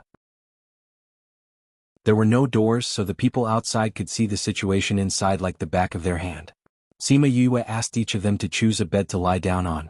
She did not start the treatment immediately. Instead, she took out their medical records and started to study them. Out of the 10 of them, every single one of them was really difficult to treat. She had never even come into contact with 2 of them before. However, she wasn't worried. The situation of these 10 people wasn't difficult for her. Even if she hadn't come into contact with the 2 people, she still had some theoretical knowledge. Sima Yue roughly checked the pulses of the 10 people first and compared them with the medical records in her hands. She confirmed that every patient's situation was as described on the medical records. Unlike her, the other doctors did not look at all the medical records together. Instead, they chose one and studied the medical records, checked the pulse, treated the patient, and prescribed medicine. After treating the patient, they would then move on to the next patient. The previous patients were also like this. Therefore, Sima Yue treating 10 people at the same time was an anomaly in everyone's eyes. Some people began to whisper, saying that she was trying to impress the crowd. Some people thought of another person through her. The first place in the previous batch also treated 10 people at the same time. However, in the end, there were still some people who were a little lacking and did not completely meet the requirements. There was one thing that was similar to the previous time. That was, both of them were outsiders. Previously, everyone thought that the person called Gulang was too arrogant in the beginning. However, when the results were revealed later, they realized that he really had the ability. Now this outsider chose to use the same method as him. However, they did not know if she could achieve the same results. Emo Shuawu heard the discussions outside and knew that a very powerful person had appeared this time. However, she did not know who it was. She immediately thought of Sima Yue. However, she shook her head. She knew Sima Yue's age. She was not even 100 years old. How could she be the genius that those people were talking about? Thinking of this, she stopped paying attention to the situation outside and focused on treating the patients in front of her. It had to be said that Emo Shuawu was really a kind person. Normally, when a young lady from a big family saw these patients, she would have already vomited her New Year's dinner. However, not only did she not vomit, she even sympathized with them. The wounds were already infected with maggots. These people must be in so much pain. Otherwise, these people's internal organs would be injured. How tragic. Her sympathy flowed out as if it was free. She tried her best to be gentle when treating their wounds. However, Sima Yue was different. In order to obtain the first place, she had to be the first to treat these people to the standard. Because some diseases required a long time to be treated, 10 days was not enough. Therefore, there was a standard. As long as these people could be treated to the standard, they would pass. Therefore, she had to make the best use of her time. Therefore, she was not gentle when treating these people. However, she had already numbed them before the treatment, so they did not feel any pain. Every group of patients had different types of external and internal injuries. This was for the sake of fairness. Sima Yue quickly treated the two people with external injuries. She even gave them the pills that she had refined. Then she let them rest at the side. In the end, these people's conditions were completely healed. This made everyone present exclaim in admiration. Of course, this was a story for later. After treating the external injuries, Sima Yue began to treat the other patients. These patients' conditions were more complicated. However, with the help of her silver needles and pills, they were more or less healed. By the time the last patient was cured, only 6 days had passed. She pulled the bell at the door, indicating that her treatment was finished. The judges could come and check her results. The judges were a little surprised. They had been judges for so many years, but it was their first time seeing someone finish the treatment on the 6th day. All the judges were curious. They wanted to see who could finish the treatment in such a short time. Therefore, Sima Yue's judges were the most complete in this competition. Sima Yue stood at the door. When the judges saw how young she was, they were all stunned. "Are you the doctor in this room?" Chapter 1639. Love. Sima Yue bowed to the judges and said, "Yes." "You've cured all of them?" "Yes." "Judges, please judge." Sima Yue retreated to the side after speaking. The first step was to verify the identities of these 10 people, in order to prevent them from being swapped out. Soon they passed this test. These 10 people were indeed the 10 patients from before. Actually, this step was completely unnecessary. None of the rooms had doors, so the people outside could clearly see what was going on inside. Moreover, there was a person from the organizer guarding outside each room. You want to switch people? Not to mention the door, there wasn't even a window. After confirming the identities of the 10 people, they looked at the medical records of the 10 people. If they hadn't confirmed the identities of these people, they wouldn't have believed that these 10 people were terminally ill a few days ago. When the patients came out of the room one by one, the people outside would also read out their previous symptoms. When the onlookers saw the comparison, they immediately felt that the person inside was really a genius doctor. There were 10 patients, and the judges soon came up with the results of Sima Yue. Every patient had completed the treatment with high quality in such a short time. If she didn't get first place, the others could forget about getting first place. After Sima Yue was done, she did not leave. Instead, she sat down in the resting area and seemed to be waiting for someone. Her actions also let those people know that she was the godly doctor who had completed the test first. She sat in the resting area and leisurely made herself a pot of tea. She wondered if there were any members of the Hao family looking at her. Not to mention the Hao clan, a few other clans had also begun to extend olive branches to her. Many of them had sent her invitations, wanting to invite her to their residences as a guest after the Crimson Pearl Convention. Sima Yue looked at the pile of invitations and smiled. She picked out 2 of them and put them aside without saying anything.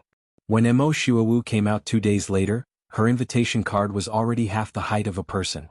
When Emo Shuawu saw Sima Yue, who was resting, she froze for a moment before walking over with a smile. "I thought I would be able to get first place if I came out early. In that case, the person who was rumored to be a god by the people outside is you."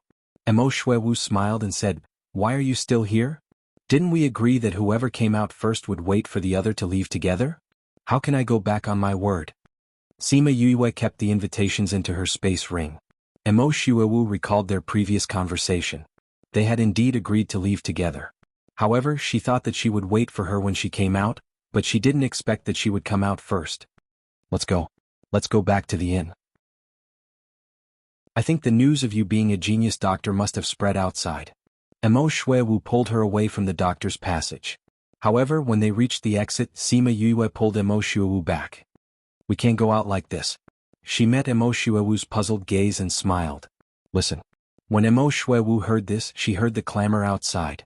Needless to say, there were definitely a lot of people guarding her outside. If she swaggered out like this, she would definitely be stopped. Then what should we do? Mo Shuewu gave her a helpless expression. Sima Yue grabbed her hand and smiled mysteriously at her. Then she took her and disappeared from the passage. When the people who were chasing after them rushed over, they saw the two of them disappear. When Mo Shuewu returned to the inn, she still felt that it was a little unreal. She didn't seem to have felt the fluctuation of space just now.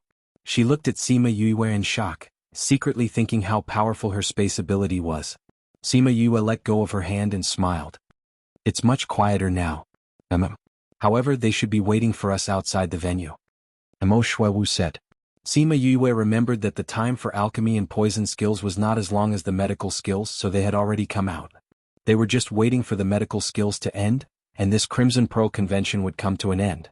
Thus, she took out the Mother Stone and contacted Sima Lu Xian and the others, telling them that she had already returned to the inn. Father and Master had indeed gone to the venue. When they found out that she had already returned, they immediately returned to the inn. Mo Shuewu had already gone upstairs to talk to Mo Shueyang and the others about the convention. When they talked about Sima Yue's miraculous medical skills, they were full of admiration. Especially when they talked about the space ability she used to bring her back. Her eyes and words were filled with envy. Mo Shueyang smiled faintly. I didn't expect that Miss Sima to be so powerful despite looking so young. I really didn't expect it. Mo Shuewu replied. Although Mo Shueyang was chatting with his sister, his thoughts had drifted away. He knew what Sima Yue wanted to do. He had also seen the Hao clan from Tao Yixian's letter.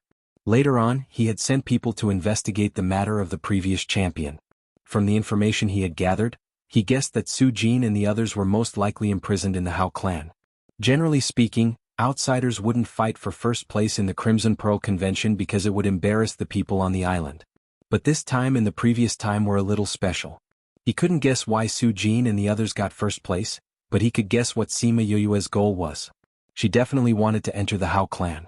But was it so easy to enter the Hao clan? If she wasn't careful, even he would be trapped inside.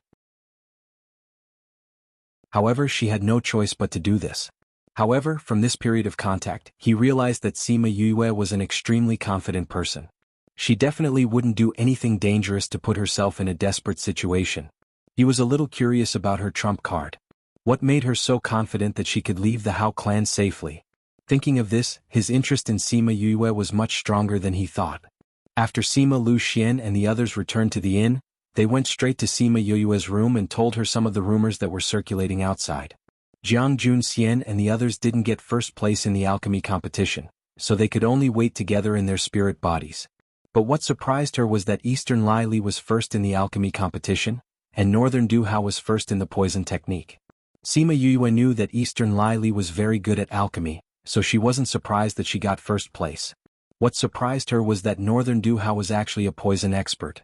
What she couldn't understand was how both of them got first place this time. It was said that the Hidden Clan had never won in this kind of situation before. The people who were nurtured by the Hidden Clan were naturally not weak. They had never gotten first place before, so why did they change their style this time? She believed that this wasn't a coincidence. Junior sister, when we were refining pills, we realized that someone's alchemy method was taught by Master. Su Xiao said. Sima Yue was stunned and asked, is it someone from the Hao clan? Chapter 1640. Love, he actually had the same method of refining pills as them. Didn't that mean that this person might have been taught by Su Jin? Unexpectedly, Jiang Junxian shook his head. No. Sima Yue was shocked. Then who is it? He's an outsider like us. But it seems like he has an invitation from the Hao family. Sima Yue sat at the table with her left hand supporting her chin while her right hand tapped on the table. Outsiders. She muttered, Will there be any rewards for winning a prize at your alchemy side? Of course. You doctors have it too. Han Miao Shuang said, don't tell me you don't even know about this? Of course I know there are, but I'm only aiming for first place. I don't know what the rewards are. Sima Yue said, also what I'm asking is, do you guys have any special rewards for refining pills? Nothing special. Han Miao Shuang thought for a moment, those are very normal here, but to outsiders they might be special. I'm guessing that the Hao family is using these people as shields. Sima Yue said. Now that the arrow is knocked, I'll go to the Hao clan to take a look. If not, we'll continue to investigate. That's all we can do now. That's right, pay attention to the movements of the Eastern Lai clan and the Northern Du clan. I have a feeling that something is wrong with them, Sima Yue said. Something is wrong? Yes. Sima Yue nodded. In the past, the hidden tribes had always kept a low profile in the Lost Lands. However, they have become high profile now. Moreover, don't you find it strange that Eastern Lai Li and Northern Du Hao are together? The first time might be a coincidence, but the second time might be different. No matter what they want to do, as long as it doesn't involve us, we don't have to care. Feng Zhixing said. I'm just afraid that we will be implicated. Sima Yue sighed. It should be said that her intuition told her that it was very likely to involve her. What? We met Eastern Lai Li and Northern Du Hao today. Both of them looked at junior sister with killing intent. Han Miao Shuang said. They want to kill you? Feng Zhixing's face was extremely dark. If I had known earlier, I would have asked Supreme Fifth Spirit Senior to kill her in the ancient mine. What? My father didn't kill that scum? Xiaoxi crawled out from behind Sima Yue. Why would my father do something so unreliable? Everyone, Sima Yue patted Xiaoxi's head and said, it's not that your father didn't kill him. I saved him from his hands. Xiaoxi stretched out his long arm and placed it on her forehead. Was your brain damaged at that time? Ha ha ha. Everyone laughed. This little guy really knew how to add insult to injury. Sima Yue explained the situation and thought that Xiaoxi would understand. Unexpectedly, Xiaoxi nodded heavily and said, looks like your brain wasn't damaged at that time. You must have had a stroke. Sima Yue, although you shouldn't have, you've been saved now. Feng Zhixing said. If they dare to do anything to you, even if they're from the hidden clans, we won't let them off. I think so too. If they don't do anything, we won't care. But if they dare to do anything, we'll make sure they won't be able to return. Everyone has to be careful these few days. If you want to go out, you must go out together. Don't go out alone. Also, once you meet them, no matter if they do anything, you must inform the others. Sima Yue reminded. We'll be careful about the hidden clans. But junior sister, when are you going to the Hao clan? Han Miao Shuang asked. The Hao clan's invitation has already been sent over. But I can't go openly. I'll leave them out for a few days first. Those who rushed over were not attractive. If they agreed from the start, would they still be imprisoned? Sima Yue chose a few big forces. In the next few days she began to visit them one by one. Those people did not look down on her because she was an outsider. On the contrary, almost all the clans threw her an olive branch, hoping that she could stay in their clan. They would teach her how to cultivate here and provide her with abundant resources. However, she rejected all of them. The reason was that her clan was outside. She would not stay on the island. When she came out of the inn, she realized that someone was following her. The corner of her mouth curled up. The Hao clan couldn't hold back so quickly. For the sake of convenience, she turned into a small alley and was waiting for someone to make a move. She didn't expect that when she turned around, what she saw was not an attack, but a little white ball that was flying towards her.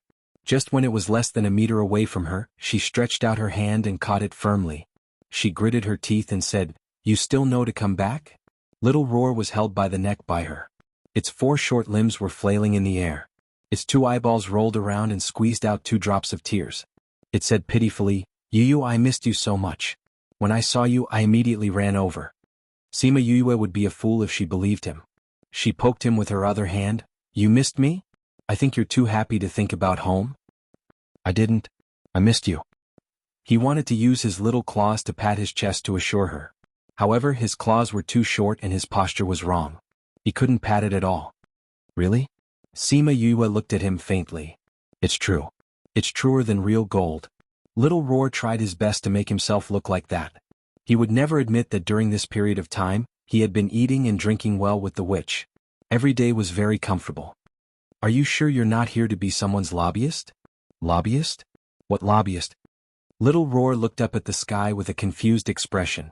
Sima Yue had already seen through his little thoughts.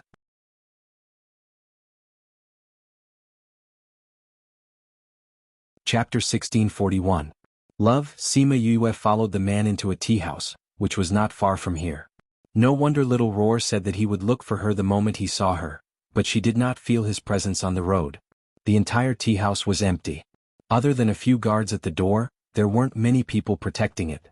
She followed the man to a private room on the 3rd floor and heard him say to the person inside, "Master, I've brought Yue. Come in." It was a familiar voice, but it carried a different kind of laziness. Sima Yue pushed the door open. When she saw the two people inside, she was stunned. She wasn't surprised by helmsman Tua, but she was surprised that Miko-sama was also quietly drinking tea. When Little Roar saw which, he flew out of the door and landed beside the pastries in front of her. "What are you standing there for? Weren't you the one who told Little Roar and the others to coax her to come out and walk around so that she wouldn't interfere with the Tao family's matters?" Tua Xiaogong indifferently said. At this time, Miko-sama also raised her head and looked at her, but there was no blame in her eyes. She smiled and walked over to sit opposite them. When she saw Little Roar, she had already guessed that the witch was here. What she was surprised about was that the witch, with her otherworldly appearance, was actually sitting quietly in this downtown area drinking tea. Shouldn't she only eat the wind and rain? She didn't know how Tua Xiaogong knew about the Tao family, but judging from his appearance, his identity wasn't simple. "Do you want to enter the Hao family?" Tua Xiaogong ignored her silence and continued to ask. "Yes." Sima Yue did not hide it. Since he knew about the Tao family, it was not strange for him to know about this. "Do you know anything about the Hao family?" "Understood, from your booklet," Sima Yue said. Tua Xiaogong was just thinking that this little girl actually understood the Hao family so quickly. It was really good. He didn't expect that she would say the second half of the sentence. His brain almost couldn't turn around. "Since you know the ins and outs of the Hao family, then you should know how dangerous what you are about to do is, right? Do you need my help?" Young Tua asked respectfully. Sima Yue looked up at him. "As long as I help, your master and teacher will be able to come out safely," Tua Xiaogong said confidently. "What are your conditions?" "Lord Island Master," Sima Yue said slowly. "How do you know my identity?" Young Tua asked respectfully. According to the information he got, she didn't deliberately ask about him. "I guessed." Sima Yue did not intend to elaborate. "Tell me your conditions first." If Tua Xiaogong could help, then she wouldn't have to go. Of course, the prerequisite was that she could accept the conditions. "Actually, it's nothing. As long as you agree to stay for a few years," Tua Xiaogong said. He felt that his condition was simple and easy to fulfill. Sima Yue should not reject him. However, he didn't expect Sima Yue to reject him without even thinking about it. "I still have things to do. I can't stay here," she said. "Although I can have less trouble with this matter if you help me, I have more important things to do outside." Tua Xiaogong was not angry. He pointed at Little Roar and said, "Then leave this little guy here for a few years. He doesn't have the strength nor the ability. He only knows how to eat, drink and play all day long. He's not useful for what you want to do. It doesn't matter if he's not by your side."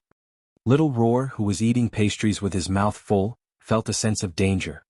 He didn't even have time to wipe his mouth before he threw himself into Sima Yue's embrace. You can't leave me here alone." He grabbed onto Sima Yue's clothes and looked at her pitifully. Although Sima Yue didn't have such thoughts, he knew that he only knew how to play outside. What if Yue agreed? If he knew, he would have come back with Little Lucky. Tua Xiaogong looked at her and waited for her to make a decision. This time she didn't reject him directly. "Why do you want to leave Little Roar here?" she asked. "Leave it for Little Witch. It's rare to see what she likes," Tua Xiaogong said. "Then why don't you choose Little Lucky? Although Little Lucky is following you, you don't have the right to decide. If you choose him, you definitely won't agree. But this little guy is different. You are his contracted master. Whatever you ask him to do, he won't dare to disobey," Tua Xiaogong said slowly. With the restriction of the contract, contracted beasts couldn't disobey any of their master's requests. Little Roar's body stiffened. He had never thought of this problem because Yu treated him extremely well. She never asked him to do anything he didn't like. But if she really ordered him to stay here, he wouldn't be able to reject her. Thinking of this, his entire body became listless. He didn't even have the energy he had before. Sima Yue saw him like this and stopped teasing him. She said to Tua Xiaogong, "Little Roar has been by my side since he was young. If you separate him from me, he will probably be like this every day. You guys won't like him like this, right?" When Little Roar heard her say this, he was happy. However, he still cooperated with her and acted as if he had nothing to live for. "Forget it." The one who spoke was the witch. Sima Yue smiled. "Actually, I think you should go outside and take a look. Maybe you'll see a different world." "Go outside." "That's right. You've always been on the island. You don't know what the outside world is like. You also don't know what the people outside live like. If you go to more places, maybe you'll have a different view on some things." Sima Yue said, "Also, doesn't our island master always want to go out and play? It's good that he can be your companion." Tua Xiaogong's face darkened. How could this little girl say that? He was a diligent island master. How could he go out and play all the time? He only did it occasionally. However, going out to play, this idea wasn't bad. The witch and Tua Xiaogong had known each other for a long time. Seeing his expression, she knew that he was moved. But going out to play? She had never done this kind of thing before. "Sister Wu, go. Let me tell you, the outside world is really good. There are so many fun things to play with and so many good things to eat. Although those things aren't as good as you use, but..." Sima Yue couldn't stand Little Roar's noise and used her hand to cover his mouth. "Little Wu, since the Crimson Pearl convention has ended, there's nothing to do on the island. Why don't we go out and play?" Tua Xiaogong said. "All right then. Then we're leaving now?" Tua Xiaogong said the wind and rain. "You're not going to care about this matter? This matter was originally a grudge between her and the Hao clan. Why are we getting involved?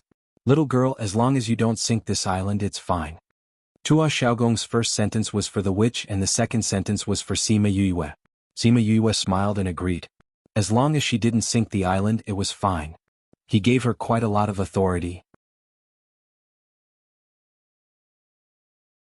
Chapter 1642. Love. Tua Xiaogong pulled Miko-sama away, leaving the guard who brought her here to send them back. After the bodyguard sent her back, he said before leaving, "Miss Yue, my master said that if you are in danger, you can contact us." After saying that, he left his contact information. Sima Yue watched him leave and threw the item in her hand into her spirit pagoda. Didn't Tua Xiaogong know about her because he sent someone to follow her? Although he didn't interfere with her work, the feeling of being stared at all times was still uncomfortable. However, she did not have the ability to stop others from following her. When she turned around, there was a sudden movement in the spirit pagoda. After receiving the news from Han Miao Shuang and the others, her face was filled with rage. She didn't care that she was still at the entrance of the inn with people coming and going and directly disappeared. Ever since the Crimson Pearl Convention, White Tiger City had been unsealed, so everyone could enter and leave as they pleased. Han Miao Shuang and the others also left the city, but they didn't expect to be stopped the moment they returned to the outskirts. Seeing that it was Eastern Lai Li and Northern Du Hao, Han Miao Shuang didn't say anything. She immediately took out the thing Sima Yue gave her and crushed it. Sima Yue would receive the news at the same time. Eastern Lai Li naturally noticed the movements of Han Miao's hands, but she didn't say anything. "You want reinforcements?" Northern Du Hao looked at them with disdain. "That's just right. Let's get rid of you first." When she got the news and rushed over, she would see your corpses. When the time came, he would just kill her. "Ah. Who do you want to kill?" Sima Yue's voice came from the sky, then she appeared in front of Han Miao Shuang and the others. "How can you be so fast?" Eastern Lai Li and Northern Du Hao were slightly surprised. Their men had been following her all this time, and they had just transmitted that she was in the city. How could she suddenly appear here? The two of them then realized that she had appeared silently just now, which meant that her spatial technique was already above theirs. Sima Yue looked at the two of them and sneered, "Both of you are about to kill my senior brothers and sisters. How can I not be faster? Otherwise, we'll only see their corpses when we come." You can't change anything even if you come here." Northern Du Hao didn't understand Sima Yue's strength, so in his opinion, Sima Yue was just to get rid of one more person. However, Eastern Lai Li didn't think so. Although she didn't know Sima Yue's background, she had an indescribable fear towards Sima Yue. From the moment she entered the ancient mine to the time she came out, she was completely unscathed. Although Shen Qiu he took care of her, if it was someone else they might not have such an ending. Sima Yue wasn't angry at their contempt. "You but you. When you I you alone." Sima Yue sneered, I have to say you guys are too conceited. You dare to kill us with just 2 people. Is that so?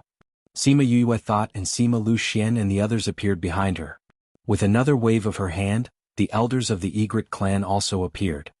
No matter what method we use, we can't let them escape today, Sima Yue said. Not to mention anything else, these 2 people repaid kindness with enmity and wanted to kill them for no reason. She didn't want to let them go just because of this. Not to mention these 2 people were vengeful. If they let them escape today, they would never have peace in the future. However, these 2 people were the geniuses of the hidden clans and had many life-saving things on them. Back then they were able to escape from Supreme Fifth Spirit Senior. Today she wanted to kill them here, so she had no choice but to call for more people. No matter what, they couldn't let them escape today. Eastern Lai Li and Northern Du Hao were shocked when they saw so many people. Then they said faintly, "It seems that we have underestimated you. However, you want to kill us with so few people? That's too whimsical." With a wave of his hand, a few people wearing black cloaks appeared beside them. Undead. Although Su Xiao and the others had never seen the undead outside, they had seen many in the spirit pagoda, so they could recognize these undead. Northern Du Hao smiled coldly, "Don't worry, when you die you will become like them." Disgusting. Han Miao Shuang waved her hand in disgust. "Let's quickly get rid of these undead." Sima Yue looked at Northern Du Hao. He actually had undead, so was the Northern Du clan the mastermind behind this? No matter what, her thoughts had changed. She couldn't kill Northern Du Hao for the time being, so she couldn't get any clues about the undead. "Let me deal with the undead. Kill the women and leave the men," Sima Yue said. Although they were a little surprised that she changed her mind, everyone still listened to her. So, when they were dealing with Eastern Lai Li, they didn't hold back and used all their killing moves. But when they were dealing with Northern Du Hao, they were much gentler. At least when they could break his limbs, they didn't stab his heart. And on Sima Yue's side from the start, she controlled the death aura on the undead. The undead that were about to show off their skills suddenly stood still on the spot as if someone had grabbed their lifeline. It wasn't that they didn't move, they were just standing there and being killed. Northern Du Hao was being pressured step by step. Just as he was wondering why the undead didn't move, he turned his head and saw that the undead were out of control. Sima Yue looked over and happened to see his incredulous eyes. "Northern Du Hao, don't you know that fiddling with the undead in front of me is like holding a lantern in a latrine pit?" She smiled very gently, but Northern Du Hao's eyes widened. Because the ghost aura on her body was so pure, it was even different from the usual cold ghost clan.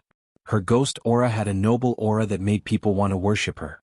It was no wonder that those undead were controlled by her. How could the death aura have any advantage against the ghost aura? Without the death aura, there was naturally no point in keeping the undead. If he cared about Sima Yue, he only needed to check on her and he would know that she had the blood of the ghost clan in her body. So, would he still dare to expose the undead in front of her? Ah! While he was distracted, Eastern Lai Li's arm was pierced and she couldn't help but cry out. When Northern Du Hao saw this, he didn't have the mood to be distracted. Today he was outnumbered and couldn't continue fighting. He wanted to cut open the void and escape, but he realized that the space had been silently frozen. He subconsciously looked at Sima Yue. She was the only one who had the ability to use the power of space that she had displayed earlier. However, before he could think of a countermeasure, Sima Yue did another thing that made them even more shocked. Chapter 1643. Only to see Sima Yue spread out her hands with her palms facing upwards as a surge of power poured out. Everyone present recognized that this was her releasing her own domain. A person who hadn't even reached the monarch realm had actually comprehended a domain. Eastern Lai Li and Northern Du Hao looked at Sima Yue with a complicated gaze. Even they were unable to catch up to such talent. Especially when such a person was a low-key enemy. If they were friends, they wouldn't have to be so hostile. If they had known that she had these trump cards, they wouldn't have come to kill her so unprepared. Seriously, other people would want everyone to know about their talents. Why was Sima Yue so low-key? Although the others present knew that she had a domain, this was the first time they had seen it and they were all surprised. See, Sima Xiuqi sighed, "This domain is bigger than ours and also more stable." "Isn't that so?" Huang Yingying said so, but the smile on her face deepened. Sima Lu Xian and Feng Zhixing looked at each other and saw the unwillingness in each other's eyes. They were actually defeated by a junior. Their father and master were a little inferior. Looks like I'll have to work harder in the future. As for Han Miao Shuang and Su Xiao, they could only stare blankly. It was really too amazing. Sima Yue did not think about what they were thinking. Instead, she opened up a part of her domain and covered everyone. Only then did they realize that everyone was stunned. She frowned slightly and said, "Grandpa, Grandma, now is not the time to daydream." It was only after she spoke that the others regained their senses and continued to attack Eastern Lai Li and the other person. In her domain, she suppressed the strength of Eastern Lai Li and the others. Very quickly, she was pierced through the heart by Feng Zhixing. Eastern Lai Li didn't expect that she would die here today. The Lost Lands. She had lost her life here. Even when she collapsed, her eyes were still wide open. She really died with her eyes wide open. Northern Du Hao was quickly taken down by them. Of course, at this time he was just breathing out more than he was breathing in. Sima Yue threw the remaining corpses, Eastern Lai Li's corpse, and Northern Du Hao into the spirit pagoda. Then she kept everyone else inside as well. "Keep him alive," she instructed Little Spirit. At this moment she was not in the mood to deal with the undead. As long as he entered the spirit pagoda, he would really be begging for death. Sima Yue cleaned up the battlefield and left quickly. After a while, someone rushed over after hearing the commotion. That was indeed the aura of a domain just now. I wonder which venerable is fighting here. No matter how they guessed, they would never think that it was Sima Yue. Just in case, Sima Yue came back not long after she left and hid in the crowd. Seeing that those people were all talking about the enchantment she had cast at the end and that they didn't know it was her, she felt relieved and left. However, after entering the city, she sadly realized that she was being followed. He just didn't know when this person started following him. If he saw the scene of him killing someone, it would be troublesome. However, she immediately denied this conjecture. At that time, she had included a radius of 1 kilometer into her domain. If there was really someone here, she would not know. Thinking about it this way, this person must have started following her when they were watching the commotion. She entered the city and directly returned to the inn.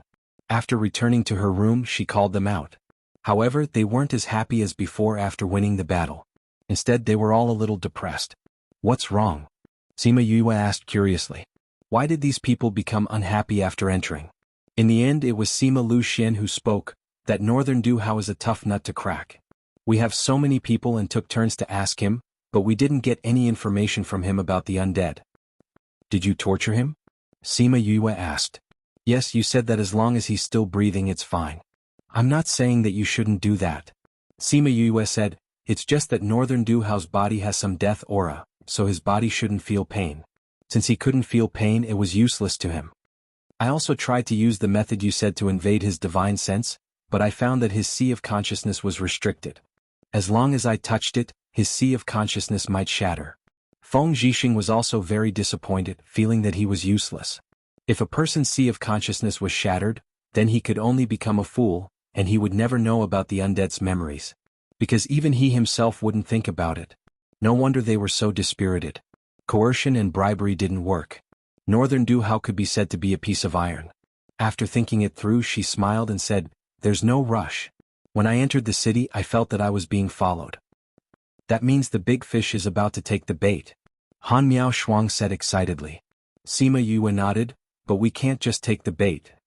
We can move on to the next step of the plan." On the second day, Sima Yue and the others went to check out.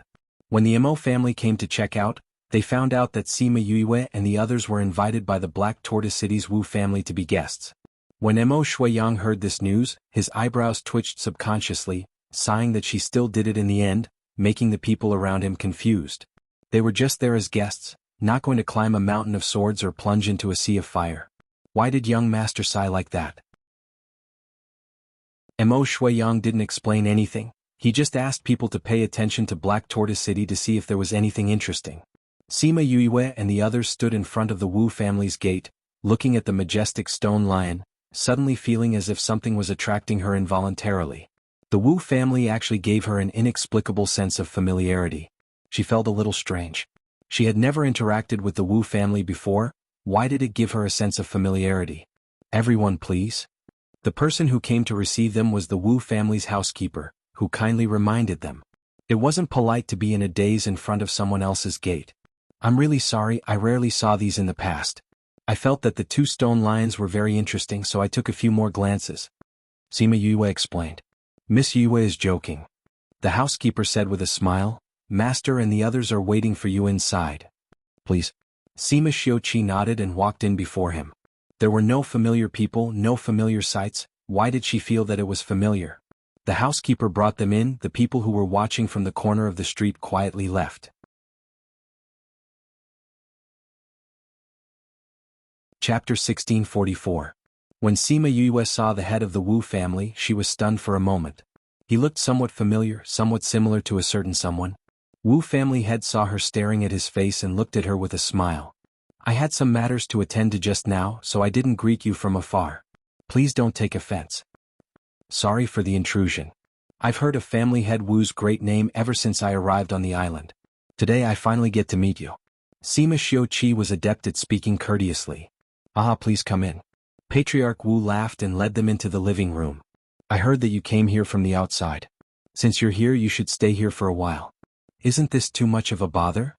Sima Xiuqi said, the main reason we came here this time was to participate in the Crimson Pearl Convention.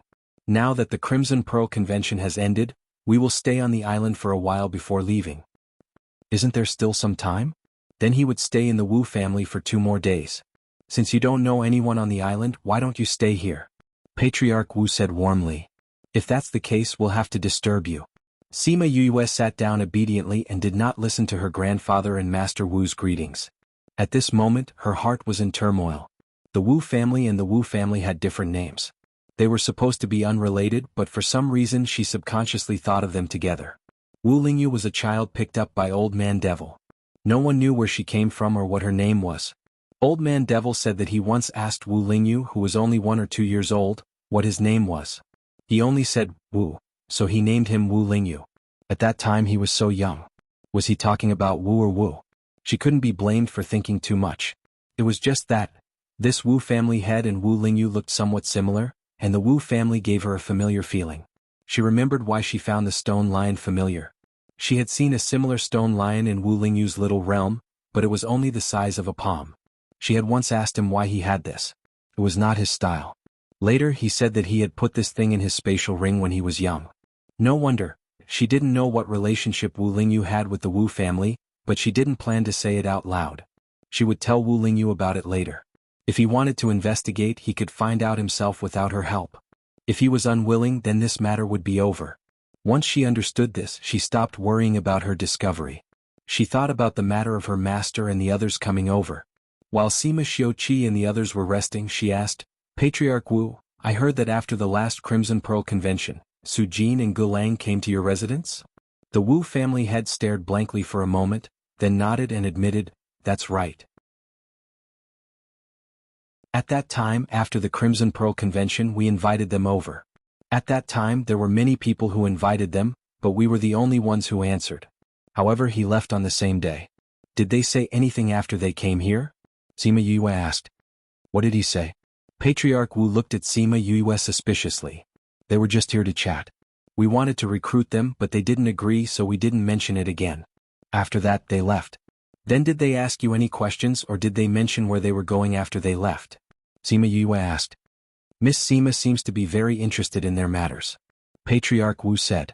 Sima Yue smiled and said, to be honest, Su Jin is my master, and Gulang is my teacher in the academy. Back then they came to the Lost Lands and disappeared without a trace. This time we are here to find my master. Gulang is your master? Patriarch Wu was a little surprised, but he immediately understood. No wonder the two of them would treat patients at the same time. So they had this kind of relationship. These 3 are my senior brothers and senior sisters. We are very worried about Master, so we came here. If Patriarch Wu knows anything, please tell us. Sima Yue said sincerely. If you want to talk about anything, they did ask me some questions. Patriarch Wu recalled, our ancestors once had a divine devil physique. They asked us how our ancestors solved this physique. Sima Yue and Jiang Junxian looked at each other. Back then, they came here to solve the problem of Sima Yue's physique, saying that there was a solution here. They didn't expect them to come here and ask this question. They didn't say anything. Patriarch Wu continued, our ancestors did have such a person, but that was hundreds of thousands of years ago. How would we know how he solved this problem? So in the end, we could only say sorry. Then did your ancestor die because of his physique? Sima Luxian asked. No, in the end he used some method to solve his physique problem, but he joined the devil clan. Patriarch Wu said. Sima Yue's heart skipped a beat. Hundreds of thousands of years ago, divine devil physique, Devil Clan. Could the Wu clan's ancestor be Mo Sha? If it was true, then between Mo Sha and Wu Lingyu? Patriarch Wu, did my master and the others say where they would go that day? Han Miao Shuang's question interrupted her thoughts. When they heard that we couldn't do anything, they were very disappointed. Then we asked them about their plans. They said that since we didn't know, they really didn't know who would know how to solve it. Since that was the case, there was no point in staying here, so they planned to leave. So if you didn't say that he was missing, I would have thought that they left. Sima Yue knew that he was telling the truth. Su Jin and the others weren't here now. From what Tua Xiaogong said last time, they were undoubtedly in the Hao clan. They knew that this would be the result, so they weren't disappointed. Also, accepting the Wu clan's invitation was just an excuse to come to Black Tortoise City. In the next few days, they stayed in the Wu clan and discussed some academic problems with the Wu clan's doctors and alchemists. Their days were considered leisurely. Soon, news began to spread outside, saying that the #1 doctor had entered the Wu clan and became their guest, which was why they didn't come out for so many days. They were getting along well, but the others weren't so happy. After getting them, they actually joined their enemy, the Wu clan. The Hao clan's patriarch's face was so black that water could drip out.